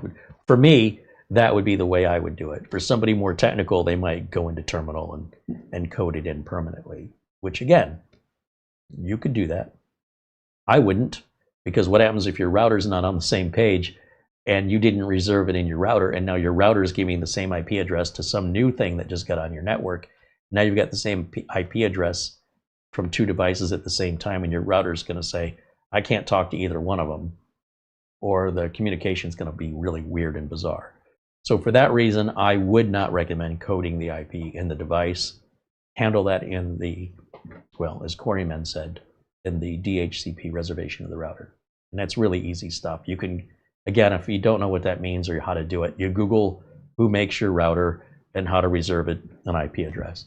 And there's plenty of YouTube videos and articles that can walk you through pretty much every make and model of router. But again, I feel it's completely unnecessary because the default settings on the router are going to reserve that IP address to that device for probably several days. So unless it's been off for a week or more and then you turn it on, it may get a new IP address depending on how many other new things you've added to your router in that time. Otherwise, the router will probably just keep reassigning the same thing if nothing much is changing. Or, as I mentioned, you can reserve it in the router, but that feels like you really shouldn't need to. But it depends on your environment. It also depends if you're one of those people that just can't leave things alone. Like if it's important to you to have to make settings, adjust settings and customize things that don't need to be because you want to, there's no law that says you can't. I just don't want to work that hard. Okay, I have no interest in doing work I don't need to do. But some people, they just want to do the work and they want the control, and they know if I do it, it's set right, and they don't trust that it's going to end. And they're avoiding or fixing problems they don't have and never likely would have had in order to avoid having that problem, which takes us around in a big circle of just doing work for no reason at all. But to answer your question, yeah, you can change the IP address.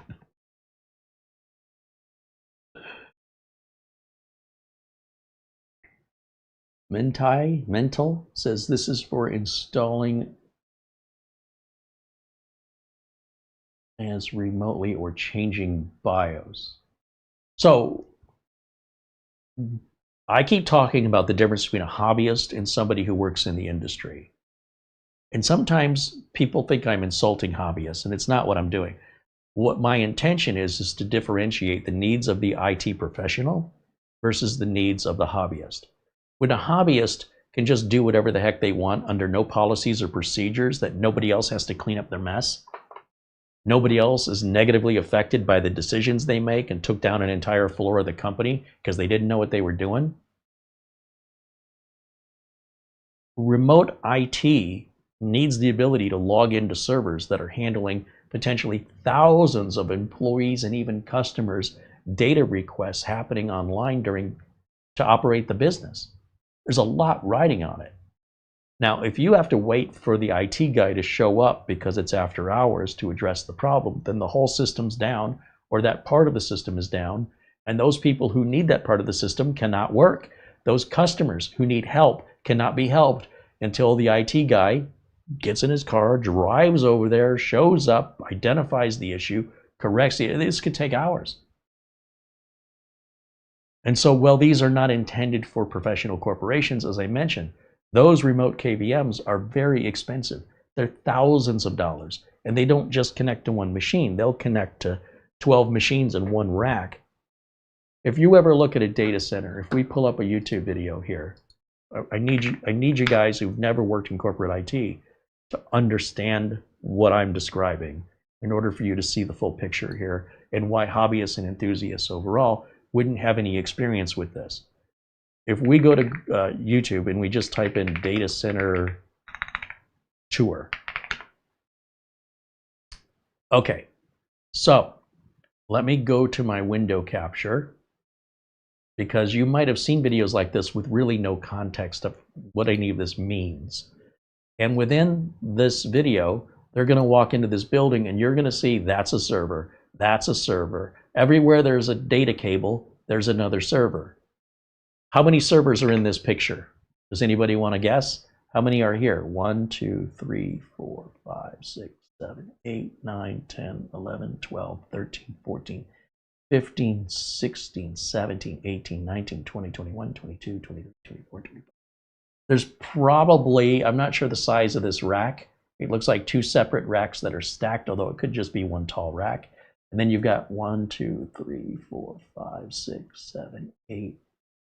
You've got maybe 20 racks from at least where this photo was taken. On the right, another 20 on the left, each one with about, let's just call it 30 servers. So you're looking at 600 computers here. Do you see any monitors or keyboards? And these all have a purpose that people count on. And it may be for several different companies. It could be one company. We don't know. So when they give us a tour, they're also probably not going to be too open about what these servers do. So how do you think these servers get configured or maintained? I mean, if there's a physical failure, power supply dies or hard drive fails, a tech has to come out and be able to identify which rack and which server and immediately go to that rack, go to that server number, and they know which one to go to diagnose on site. But a lot of server issues can be adjusted remotely. And so for that, they'll have a KVM, and that KVM will control, potentially could control all of the 20, let's say 30 servers in here, and then there'll be a KVM to control 30 here and a KVM to control 30 here. And each of those KVMs is probably around, I don't know, $10,000, $12,000. You see the scale, right? That a home user, do you know any home users or enthusiasts or home lab that have this in their basement? I mean, some extremist may have a portion of one. This, you would be taking out all the power from your neighbors and shutting the street lights out if you powered this on in your house. You would blow every breaker in your house. And this is massive. This is so insane. Our friends over at Serve the Home did a tour.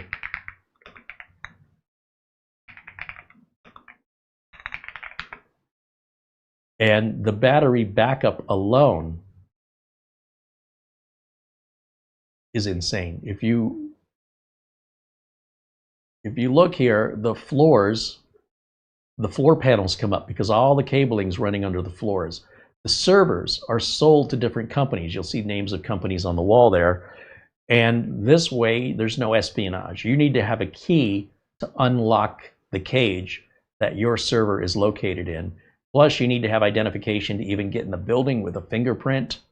Like, there's a ton of security in here. It's no joke. People just can't walk in here, and you can't just go to any server. And you're probably going to be escorted by security, and they're going to be watching what you're doing the whole time you're in there. Or at least, you know, to the point that unless you're dealing with something private that you don't want them watching, they'll give you privacy once you're in there.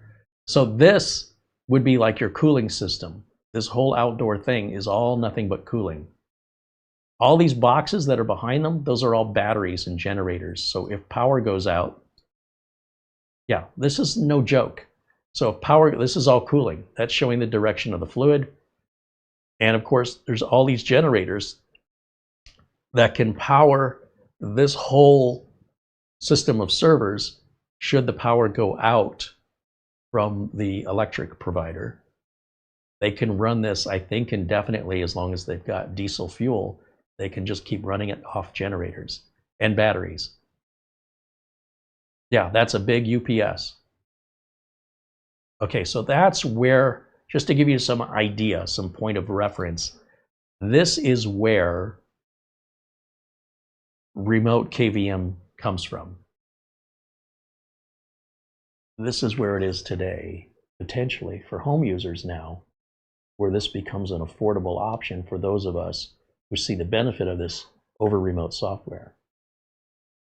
And that's my introduction to remote KVM for you guys. At a $70 price point, you can now have it in your house, and you can use it yourself if you have computers that are pretty much just running like servers that you want to be able to sign into.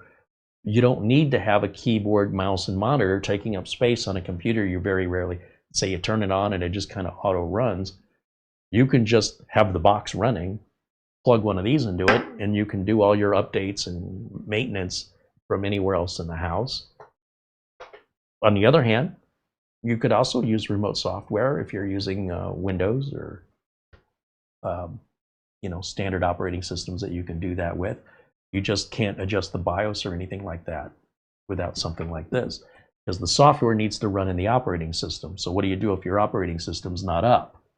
How can you turn the machine on and off without physically being there and hitting the button? Right here, right here, right here. $70. I'm not suggesting in any way that this is for the average person. You know if this is for you or not. If you have to think about it, there's no benefit for you. Like if you're thinking, what can I use this for? Probably nothing. But if you're thinking, oh, that solves a problem I'm having, then it's for you. And I don't imagine there's more than about 10% of you here that would see a benefit to this. But for me, it's life-changing. I can configure 4 or 5 computers a night now, whereas before I was only doing 2, because the amount of time between when I would come down the stairs and check on it, it could have been waiting for me to reboot for an hour and a half. I don't know. Instead, now I'm upstairs. I don't even have to come downstairs. I can update the BIOS, I can do the disk cleanup, I can do the Windows updates, I can do all of that and instantly tell when it's ready to reboot just by clicking the tab. Oh, reboot it. And then it can sit there and say, I'm installing 24H2 after the reboot. Then I go back upstairs and then I forget about it. So for that reason, I was only getting 2 done a night. Now I'm getting 4 or 5 done in the evening. And it's expediting it. And I'm not wearing myself out going up and down the stairs. And I don't have to leave this big monitor on, which is a big power hog. Just shut the monitor off because I'm not even using it. Right? I'm not even plugged into the monitor. This is my monitor. Now, I don't imagine any of you have that use case scenario. And this wasn't even designed by the developers for this use case scenario. But I knew exactly how this was going to help me. I didn't think about, oh, there's a remote KVM, I wonder how I could use it. No, I knew exactly how I would use it. And I don't expect anybody else would use it that way. But the way you would use it is probably the way no one else would use it. That's the beauty of it. It's a tool. And if you're using that tool on a truck, or you're using that tool on a pool pump, or you're using that tool on a bicycle, it's the same tool, it's just how we're using it. And they're so affordable now, and they're so easy to use. But if you have no need for the tool, then it's obviously just information, just so you know these options exist. So in the future, if you encounter a situation, you now have this information where you could go, oh, that tool I remember Carey talked about, I could see how that could help me now. Or maybe never.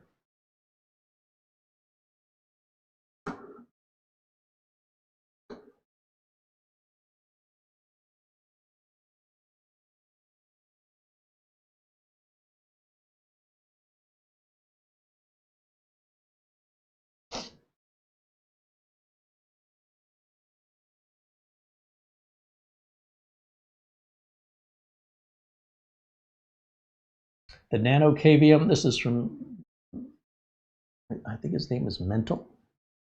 He's quoting Wikipedia that the Nano KVM has a built-in trans flash card, or micro SD card, with approximately 21 gig of storage for the simulated USB drive. See, that's cool, because what that tells me is I can take my utilities. This is a 16 gig flash drive. This has all the utilities like VLC and stuff I like to install. I don't do it that way, but it's nice to know you can. What I do is I have a copy of this on the NAS. So once I get the remote machine on the NAS, I just pull down what I need off the NAS. Super easy, barely an inconvenience. I don't try to overthink it. But everybody's got different needs.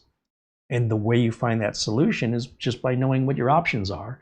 And then you choose the option right for you. It's like when you go to a restaurant. There's a menu. You order what you want, I'll order what I want. But if there's no menu, how do you know what your choices are? You just get what everybody else is getting? Suppose you could.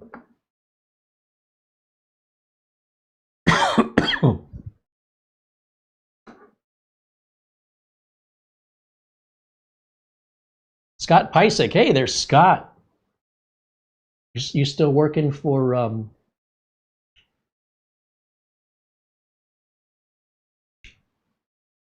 come on. Todd Tuckey over at TNT Amusements. My internal Google's a little slow today.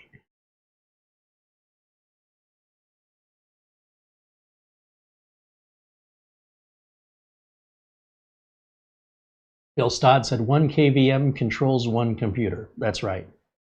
So far, that's what these do. But that's not to say it's not possible for them to expand on that.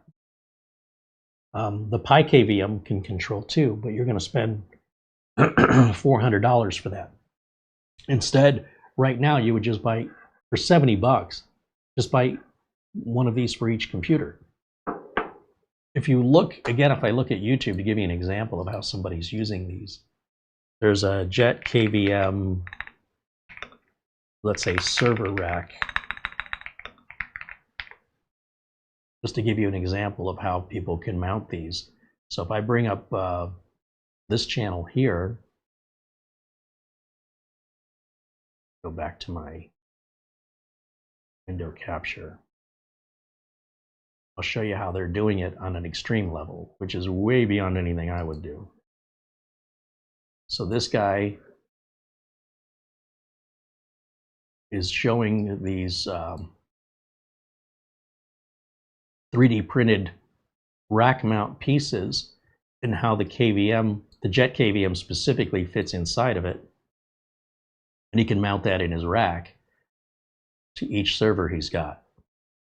And this can go the full length of the rack, holding 6 or 8 of these. Just like that. And I think he's probably got one bigger than that in here, or I'm thinking of another channel. He's showing how it just mounts in there. It's a real clever design, and it's created by the community. You can go on Etsy, even Amazon sells these. But I don't have a rack. I would not have a rack in my house. That's just a level of nerd that I refuse to be. Okay. But look, that's just me. It's okay for you to do it. It's just not okay for me to do it. So yeah, if he had 6 servers in that rack, he could get 6 of these at 70 bucks a piece. You have any idea how inexpensive that is to be able to do that? And then to take it to an extreme, I'm trying to think what I could plug this into. Just to show you, for example, it doesn't have to be a computer. What do I have around here? I've got to have something I can show you. Let's see if I come around here.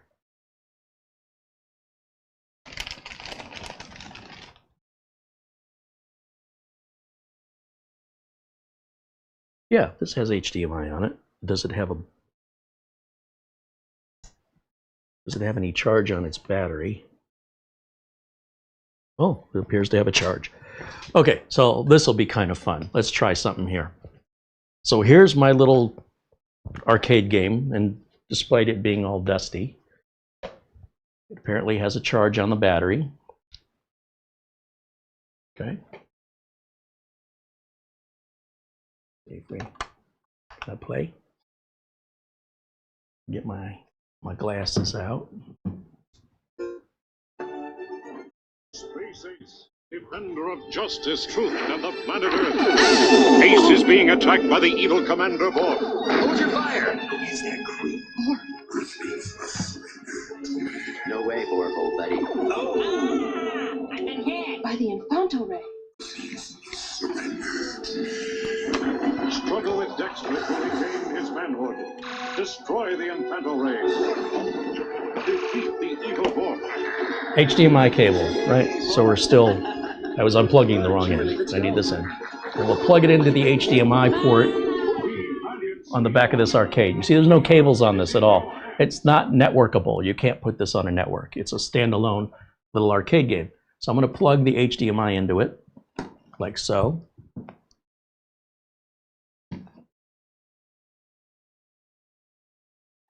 Okay, and let's go back to my browser. No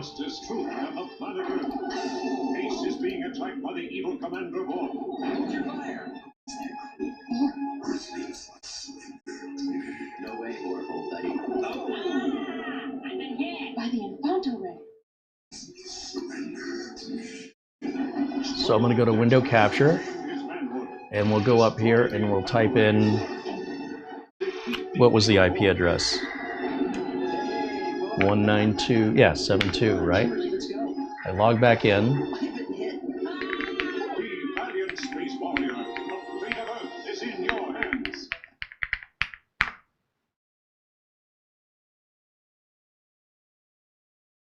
And now we're on the output of the video game. I mean, I can't control it, but Space Ace, defender of justice, truth, and the planet it's in a browser. Ace See? is being attacked by the evil Commander Borg. Has nothing to do with the operating system, and no software is needed. I've been hit by the Infanto ray. All right. Struggle with Dexter to regain his manhood. Destroy the Infanto ray. Defeat the evil Borg. Does that help you understand it any better? Come on, Kimberly, let's go. I've been hit.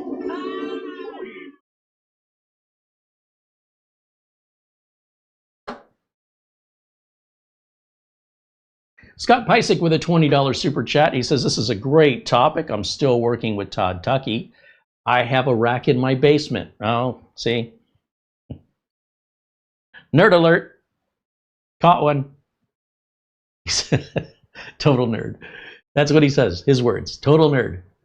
Great to catch a live video. Good to see you again, Scott.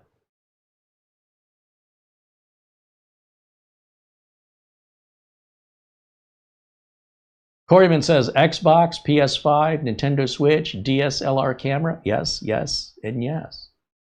Absolutely. If it's got an HDMI port output, not an input, but HDMI outs from your cable box to your camera, yes. This device is just a monitor. If you can plug a monitor into it, think of this as a monitor that you can see from a distance. That's all it is. That's all it is. A monitor you can view in your browser. And the other cable is just the keyboard and mouse that you can control a PC if that's the monitor you're connected to. Or that the monitor is connected to.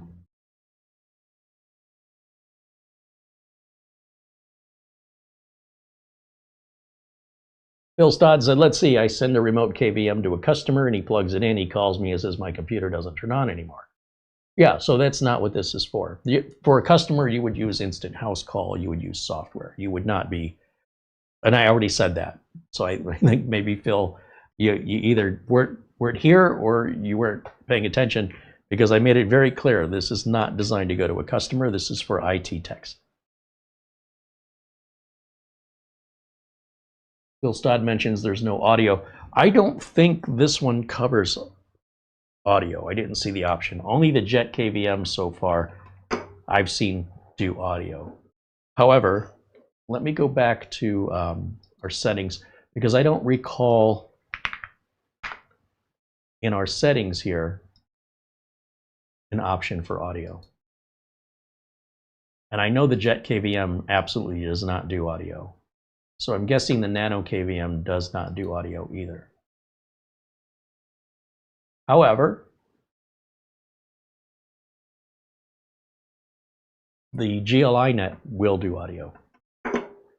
Normally, you wouldn't be working on audio remotely. That would be just sort of a kludge that you could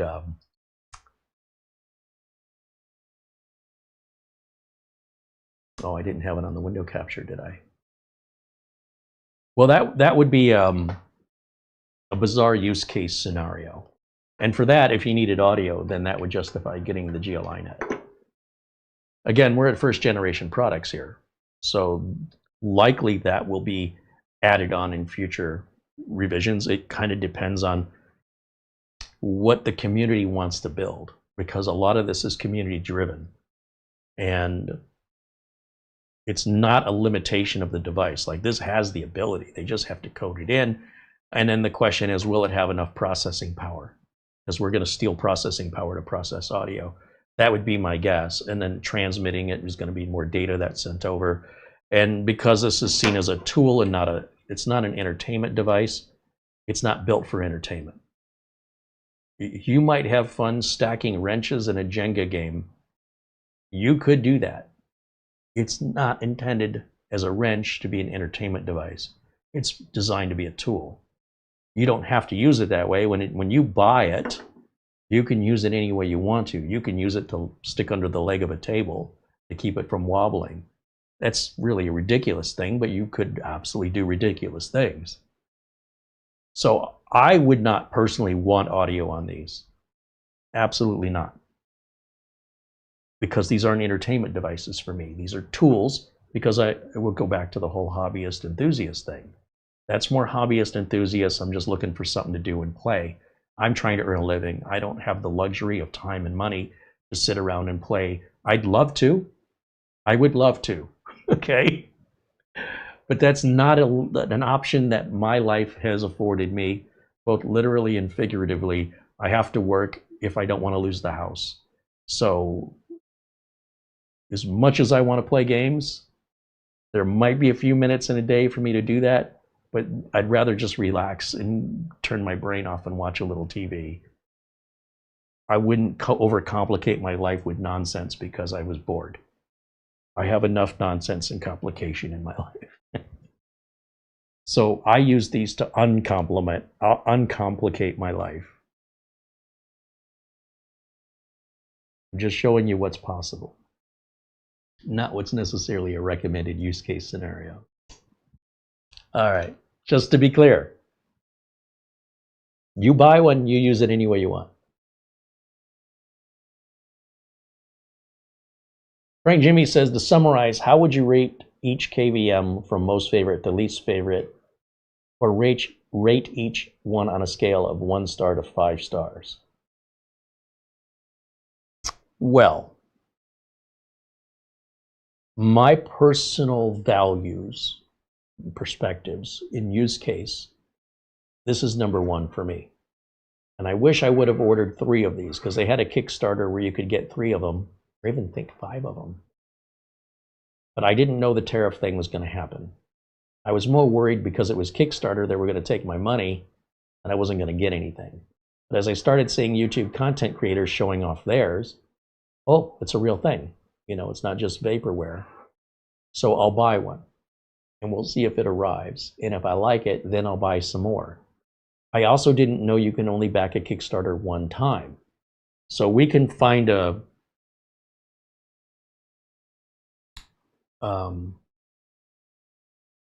what's the word?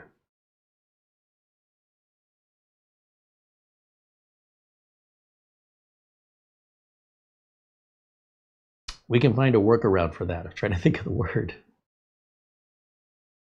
It's a loop with it. Anyway, I could have Mara sign in and order them under a different account. But once you order a backup project on Kickstarter, that's it, you're done. You can't back it any more than that. But they're going to be selling these on Amazon. So when they're on Amazon, I'll probably get some more. It's just a couple months maybe, no big deal. The GLI net is probably my least favorite. I feel that the requirement of the additional cable, the fact it came with white cables and black cables makes no sense to me. They should all pick a color, just pick a color. There's no screen on it, and there's no way to tell what the IP address is. You have to access this over DNS. This does carry audio. It is the only one that carries audio, but that has no value to me. And I would say the video quality coming out of this is the best. This will handle much better video compression. They're doing something differently than everybody else, but that's not important to me either.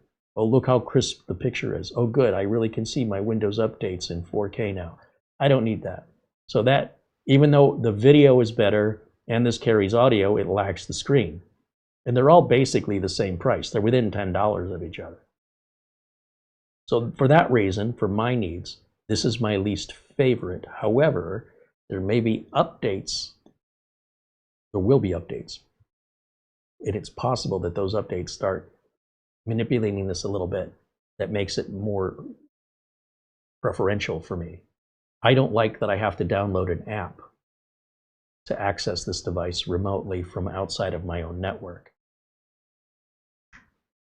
This, you just go to their website and sign in through there. I love that.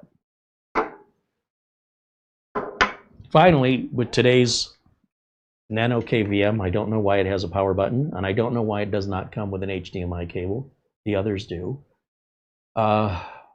It's probably the laggiest of both of them. This is, watching the mouse trail behind seems a bit slower. So what? It's still milliseconds. The interfaces are all pretty easy to do. I don't like that you have to really get into coding to make any changes to this, but the truth is you really need to do that for any of these. I'd like to see the options, in the settings. You can just go in and make these changes. That would be nice, and it's probably going to be through an update. They'll do that. It's not a limitation of the hardware. It's just the developer. And then I would say the ability to use Tailscale on this. And by the way, you can use Tailscale on this too. You just have to code it in versus right there on the interface. So they all have things I like and dislike. None of these are perfect. For my use case, for my values, I cannot get over how solid this unit is. This could have been a plastic shell. I don't know why they didn't use plastic. This is heavy. It's a solid piece of metal here. And the screen is gorgeous, although I'm not exactly sure, after just getting the IP address, why I would need to be looking at the screen. The screen is also a touch screen, which doesn't do anything but show you other about information. You can't change anything, so that seems pointless too. But maybe there's a future update that will utilize that for something. Maybe they have future plans. They're all about the same price. The Nano is the most expensive one, but currently about the only one you can get right now. The Jet KVM will be available on Amazon. The GLI net is still a pre-order product, and they're all still being developed, and so they take your feedback with much gratitude. So, you might be wanting something nobody else wants, but it doesn't hurt to make the request for them to consider. And then you can do it yourself with the Nano KVM. You can just make it the way you want it, since it's all open source. But again, this is the only one you can order today in the United States.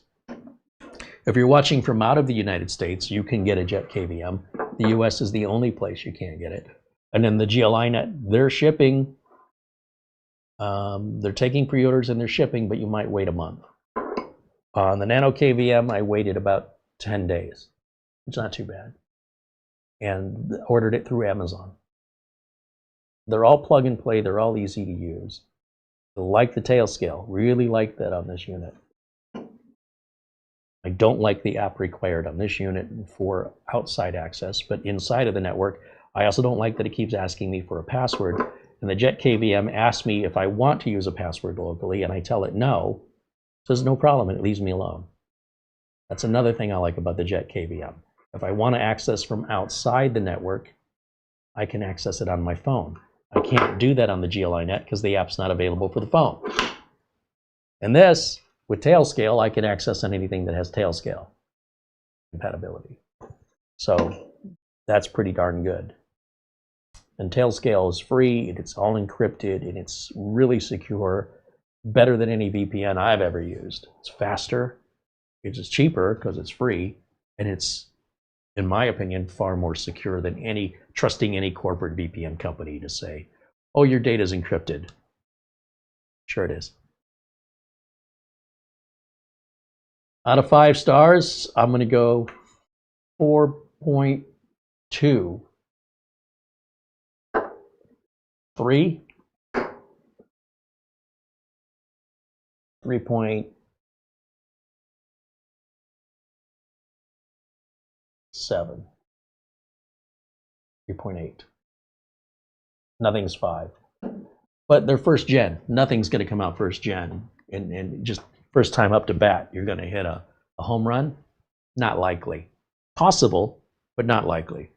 These have room to grow and evolve. And you're getting a very early look at products that are not available for sale yet. This is a pre-order. This is a Kickstarter.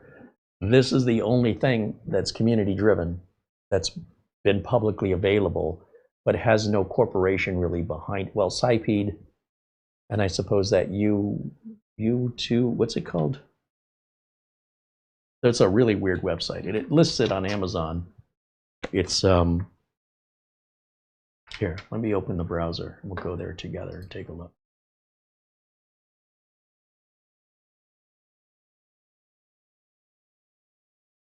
Okay, let's go to hold on. Where is it? Ye2.com.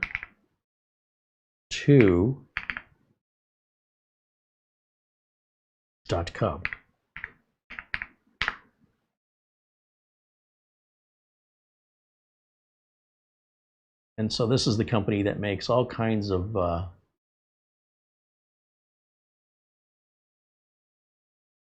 remote KVM, and there's a Banana Pi. I guess that's a router. There's the unit that we're playing with today, $25. I suppose there's tariffs and things. So on Amazon, they got to pay commissions too, but for $70, I still think it's a fair deal. Anyway, so they make a bunch of other stuff here as well. Just not sure if you're in the US how you're going to import that in without having to pay an additional double or 150% on top of the price for the tariff.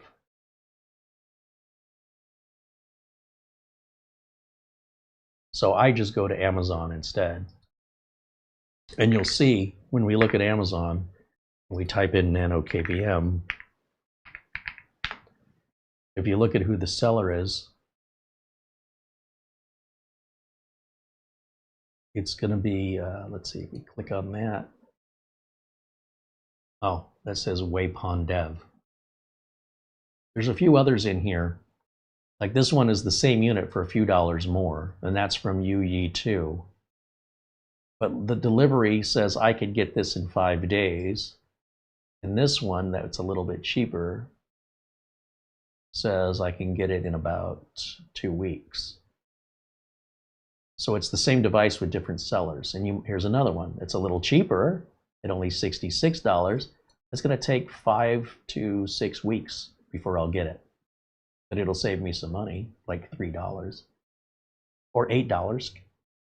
Here's one for $64, but then there's a $15.29 delivery fee and still takes 6 weeks. So pay attention to these details, folks, because Amazon can list the same product from a number of different sellers. These are internal cards that you could plug into a desktop. And it has a little screen right down here that tells you your IP address and information. You see the little tiny screen right down at the bottom? But that's not versatile for my needs. But you'll also notice it can connect to Wi-Fi, so you don't have to have a hardwired cable there. So anyway, it's pretty exciting times, in my opinion, that I never even considered one of these because they were well out of my price range and way overkill for my needs. But at that $70 price point and the simple plug and play action of it, I'm wondering how I ever lived without it. It's one of those things that ignorance was bliss, and I'm real happy that it all starts with the community, really, and that inspires the companies to take it to a more professional level, and then that gives us as consumers choices. What are your thoughts? Speaking of Jet KVM, they just responded. To what? Oh, they responded to me about my issue? About your issue. Oh, just telling me to download the update? Yeah. That's already been done. Yeah. Look how long it took. Well, but again, at least they responded. Sure. If you're going to the community, Yeah. you might get nobody's held accountable. So it is what it is. You're on your own. I really was impressed with now with the Nano KVM. Feel it. It's so teeny tiny, and little tiny, and small and cute. Everybody made this out to be like it was like this mouse weighs like 54 grams. It's like nothing. This actually has a little bit more than I expected. A little more. I think it's the heatsink. Maybe, but You want to feel it? Nothing. Oh, you already picked it up. Over there, yeah. Yeah. So yeah, and again, I don't like that the GLI net has to have separate power. Right. That really bothers me. And there's no screen. It's also the physical largest. Like if you look at the sizes of these.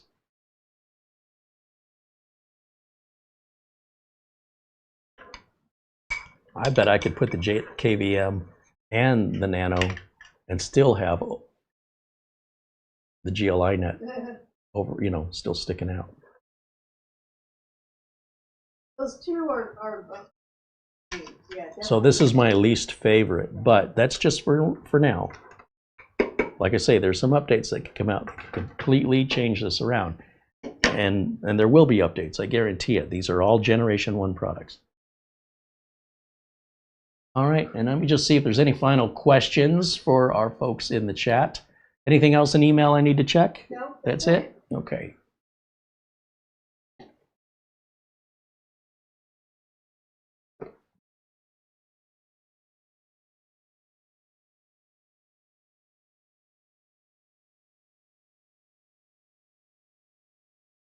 The Nano KVM also nags for the password. It does. It does. But it seemed to me the GLI net was bothering me more often. I just literally unboxed this today, so I don't have much time with it. So let me have a little more time with it, and we'll see if they're nagging me about the same. The Jet KVM, if I turn it off, it doesn't nag me at all. When it's on a local network, I don't understand why I would need to password protect it, or why there wouldn't be the option, to turn that on or off. When we're connecting, like for example, I could put a password on the remote PC on the desktop. I could put a password on Tailscale. Well, I have to. How many passwords do I need to get into the stupid thing? That's why if it's on a local network, I've already got the passwords. I've already logged in. I just want to access it. If I'm outside of the building, you absolutely have to password protect. You'd be a fool not to. So that's why I don't understand why that's not an option. But I also know that's an easy thing to code. It's not like you got to buy a new device for that. They just need to program that.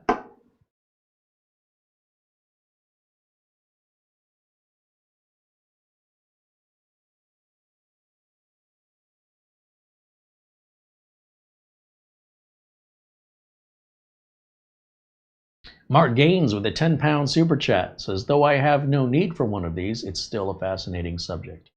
Well, you never know. You could have a situation arise in the future And now you have this information that may apply to you in the future, or maybe never.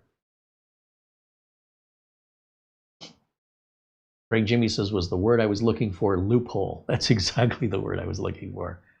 So the loophole with Kickstarter, what I'm saying is if I can only back one Kickstarter, a specific Kickstarter one time, what if these were still available on Kickstarter and I wanted 2 more? If they were shipping to the United States, how would I get them? I would have Mara create an account on Kickstarter and just have her pay for them.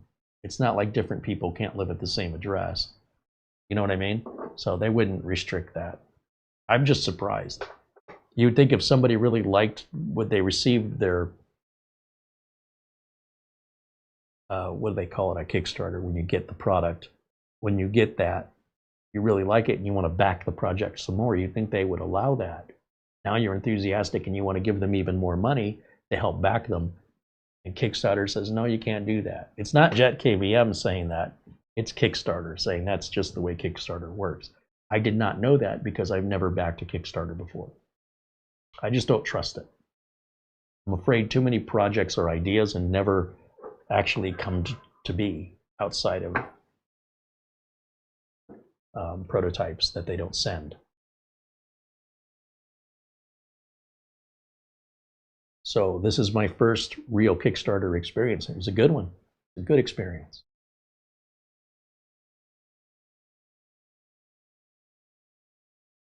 Vega Man said, I have Chromecast, but some videos don't offer Chrome. This is not intended as a remote video device. It's not an entertainment device. So if you use it in an entertainment way, then you will take on the caveats, the pros and cons of using it in that way. I don't know what to tell you. It might work for you. It might work sometimes for you. It may not work at all for you. It's not what it's built to do. If you want a sling box, go buy a sling box.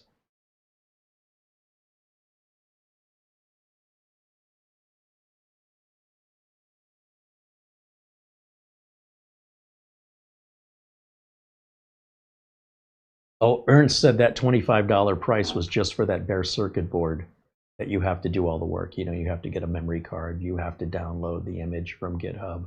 You've got to create well, you don't have to create an enclosure, but you can print out your own if you have a 3D printer. When it's all said and done, you'll be working on yours. I'll have mine plugged in and working. It's time versus money, I suppose, but you know, you have options. But yes, that would explain the cheaper price for sure. And personally, to get the memory card and the image and the 3D printed case along with all the cables for $70, that's a pretty good deal.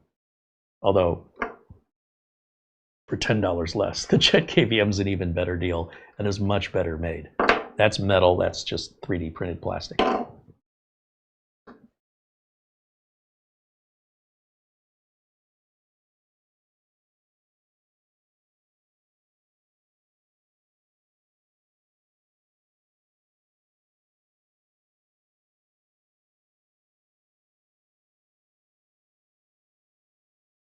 Rental says, I have 3 to 4 weeks from Amazon from your link. Are you in the United States?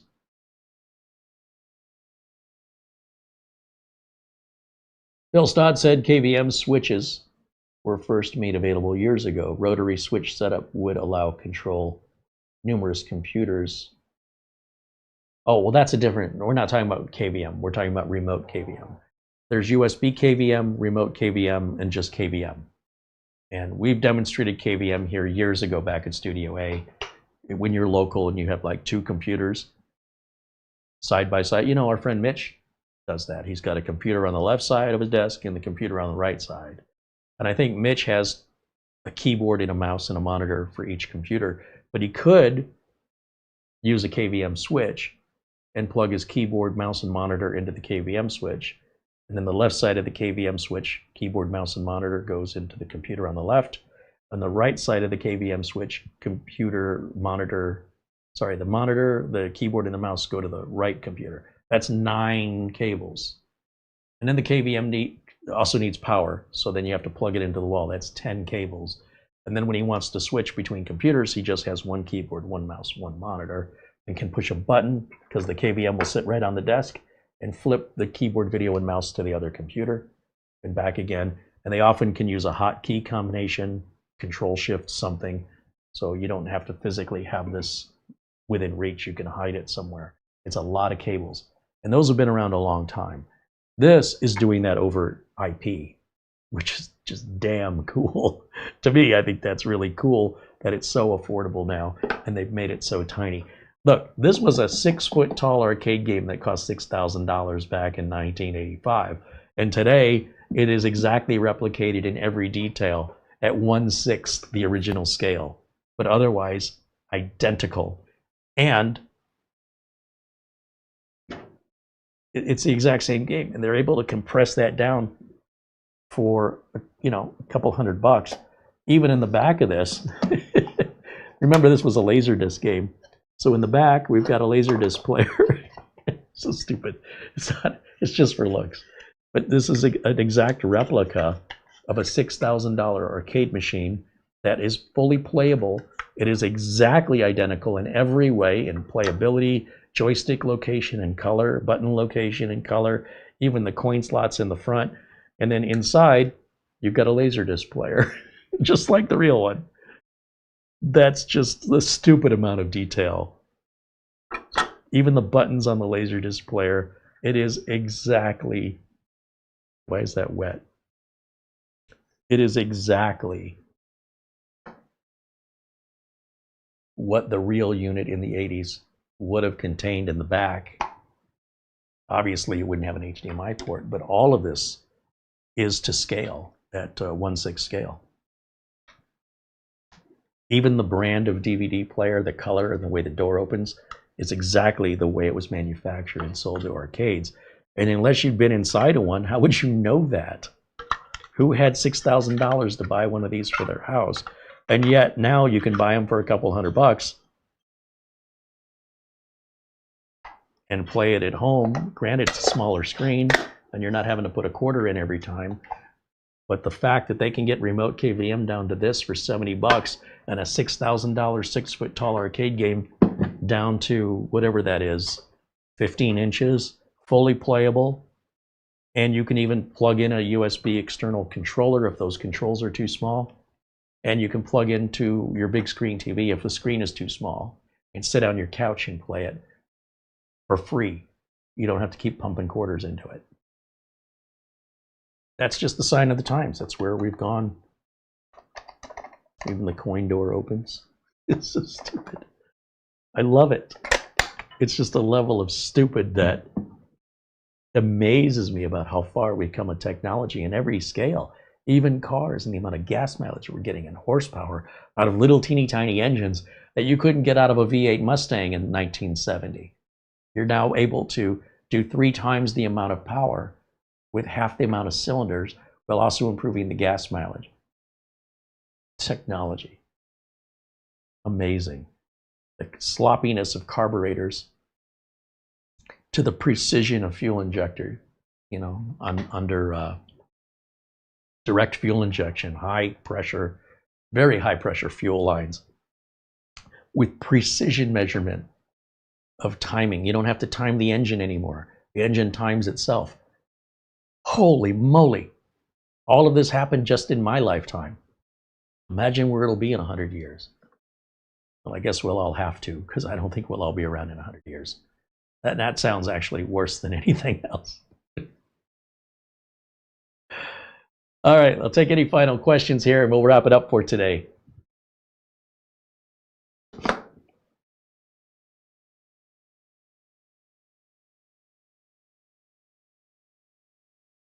Dustin Fuller says, great stream as always. Well, thanks, Dustin. Thanks for hanging out with us. Ernst is saying, when you back a Kickstarter, it's called a pledge. Yeah, well, when I back a Kickstarter, I consider it a purchase. Call it what you want. You're taking my money and you're sending me a product. At least that's what the intent is. Which is why I've been so leery to do anything with Kickstarter before. But I've had a very good experience with it. I would cautiously see what people are saying. If Kickstarter project is someone who's just constantly having new ideas and never sees anything through, or if it's completely unknown, or if they have a history of completing other Kickstarter projects. I wouldn't just blindly throw money at a Kickstarter, not a significant amount anyway. I'll throw a few bucks into an idea, but can't really afford to do that very often. So I'm very interested in seeing the Jet KVM develop, and I'd like to see more competition in that space, because having 3 units is nothing.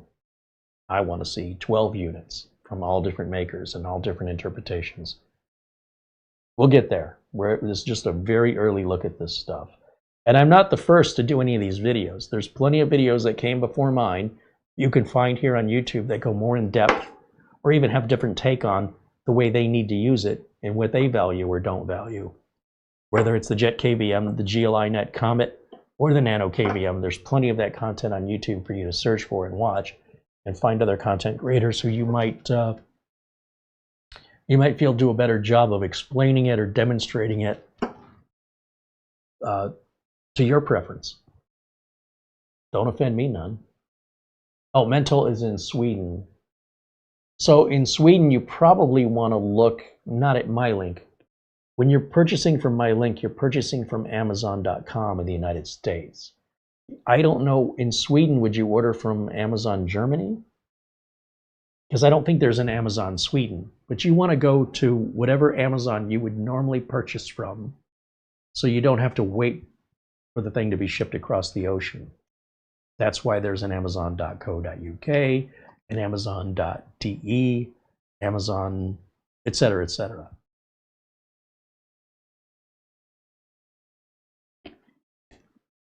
So yeah, if you're in another country, I would not be using my links, unless it's going to the manufacturer's site directly. But if you're going to use Amazon, use your local Amazon in your country, or your neighboring country, as the case may be in Europe.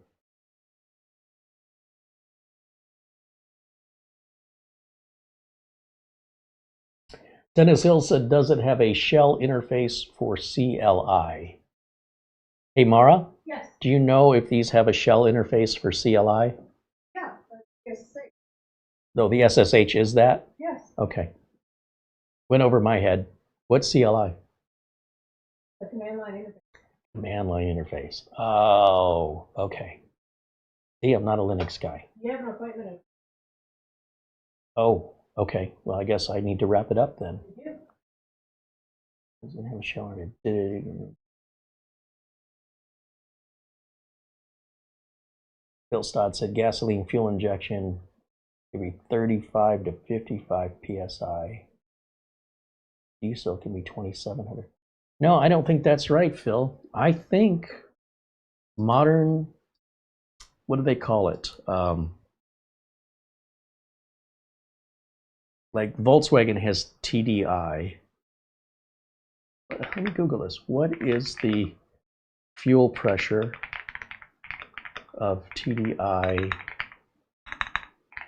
Well, it'd be called a direct injection. Direct injection. It's hundreds of psi, I'm sure. I'm sure of it. Gasoline direct injection typically operate with a fuel pressure of 2,000 to 2,900 psi. So I think you're thinking of, maybe it was my fault for calling it fuel injection instead of direct injection, GDI, gasoline direct injection. Maybe that's where our miscommunication is. But that's what I meant. I meant the modern fuel injection, which is direct injection. And it's as high as diesel. It's very similar to diesel.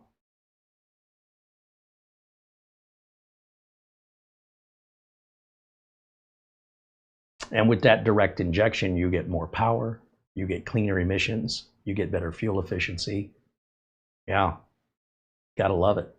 Because before that, you had fuel injection, before that, you had throttle body injection, and before that, you had carburetors. And with each one, we got better. And I'll tell you, there ain't nothing like rebuilding a carburetor and cleaning out all the gunk and replacing all the little parts and floats. Did you hear that? Yeah, what was that? I don't know, something fell. You were just in the kitchen? Yeah, well, I'm making. You making me a pie? Are you knitting me a sweater? I'm knitting you a sweater. Yeah, pie. Mental says GDI and TDI are the same thing. Yeah, I thought so. I thought TDI was Volkswagen's own name for it, but is one diesel and one fuel. Regardless, it's really high fuel pressure.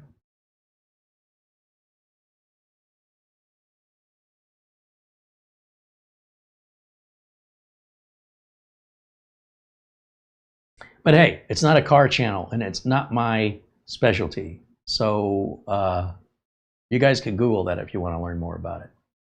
Or, you know, there's plenty of great car channels. Vice Grip Garage, great channel. This guy will fly out somewhere. Somebody's got a car that's been neglected for decades sitting in a barn, and he'll bring it back to life, start it up, and drive it back home. Could be thousands of miles across Canada to the United States, or from one end of the US to the other. And then when he gets it back to his shop, then he'll actually go to work fixing it all up. Vice Grip Garage, great if you're into cars. Check him out. His videos are long videos. He drives by himself, has a camera with him during the whole drive, see if the car can make it. He just does the minimal thing he can to make sure that, you know, the brakes work, that the engine starts, the fluids have been changed, and then, you know, the tires are good. Sometimes he spends a lot of time in the barn getting it, you know, depending on how neglected it is. He had a Volkswagen, the gas pedal wouldn't budge. And he just broke that gas pedal free from just some lubricant and a torch and just worked it free. And he's like, there's less work I have to do. Now the gas pedal moves fluidly. Now I can drive it safely. And then he just drove that thing and filmed it. So if it breaks down or he has any issues, it's all happening on camera. And it's not live, but it's edited. And then later there'll be like a follow-up video where it's in the shop and they're actually fixing it up for resale. New interior, new paint, et cetera, et cetera, et cetera. It's one guy by himself, which I think is fantastic. Vice Grip Garage.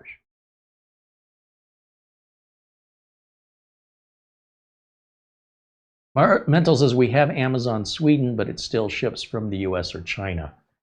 Oh, yeah, you never know. Sometimes the Amazon warehouses will store it locally, depends on the seller. But, you know, if you order it today, you'll get it sooner than if you order it tomorrow.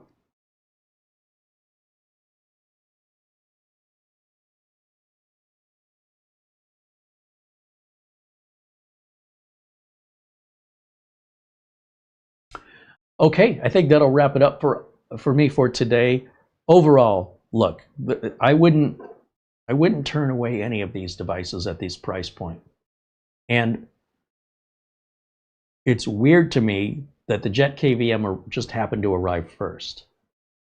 If it was a perfect world, I would have got the GLI net first, and I'd have said, wow, this is pretty cool. Then I would have got the Nano KVM and said, wow, this is even cooler. And then I would have got the Jet KVM and said, holy cow, it's amazing. But it worked exactly the other way, because I film these as soon as they arrive in the mail, within 24 hours, or sometimes in this case, or even in this one, I think the only one we had overnight before we made the video was this one, because it arrived so late at night. Otherwise, I would have turned on the camera and started immediately. And that's why they arrived in this order, and I reviewed them in this order. But I wish they had all arrived the other way around. But it is what it is, and my attitude is still the same. It's just I started with what I think is the best one for my needs. And so the other two have left, they're just not quite as good by having this previous knowledge. They're all good though. I like them all. They're just like the Jet KVM a little bit better. I also like how it feels and looks. It's also very inexpensive. I don't know how long it'll stay that way, but it's 69 bucks. That's a bargain all day long. And this one of these I think was 79, but it's $70. I mean, it's nothing. You can have this for life. You know what I'm saying? You can replace your computer 15 times in the next 30 years, and this is still going to work. All right, I guess that'll wrap it up. Thank you, of course, to Mara for all the work she does behind the scenes, all the administrative tasks. Thank you to all of you for watching. Thanks to our members. It's because of our members that we were able to buy all of these. Nothing was sent to us for free. Everything you're seeing on this table we paid for. And we wouldn't have been able to do that without you. So without you, we wouldn't have had this content. For everybody who's not members, but has contributed even through their presence, hanging out with us in the chat room, we thank you for being here, because the community is really the heart and the soul of this channel. It's not me and it's not my content, it's all of you. And we appreciate each and all of you hanging out with us and spending your time with us today. Thanks to our friends at SCD Keys, who have that discount on Windows and Microsoft Office. Legitimate license keys with 6 months of support. So you can get license keys all over the web, but who knows who you're buying from. Why risk it? We have a coupon code, it's 30% off. It's like $15 for a Windows 10 Pro key that you can use currently to activate Windows 11 Pro. You don't have to install Windows 10 Pro. Just put the key in, it activates. You could buy an Windows 11 Pro key for a few dollars more that does the exact same thing if you want to. If you want to save a few bucks, SCD Key will be happy to sell you either one. And we don't make a commission on that. So if you use it, I'm just putting it out there for you guys. I don't know what else to say. We're not here selling anything. With that, thank you so much for being a part of this channel and for hanging out with us. I will experiment with this a little bit as I do some more updates later at night with some other machines I've got around here, so I can familiarize myself with it as I have done with the previous two. Any final words? Thank you, everybody. Thanks again for watching. We'll see you all again very, very soon. Until next time, bye for now.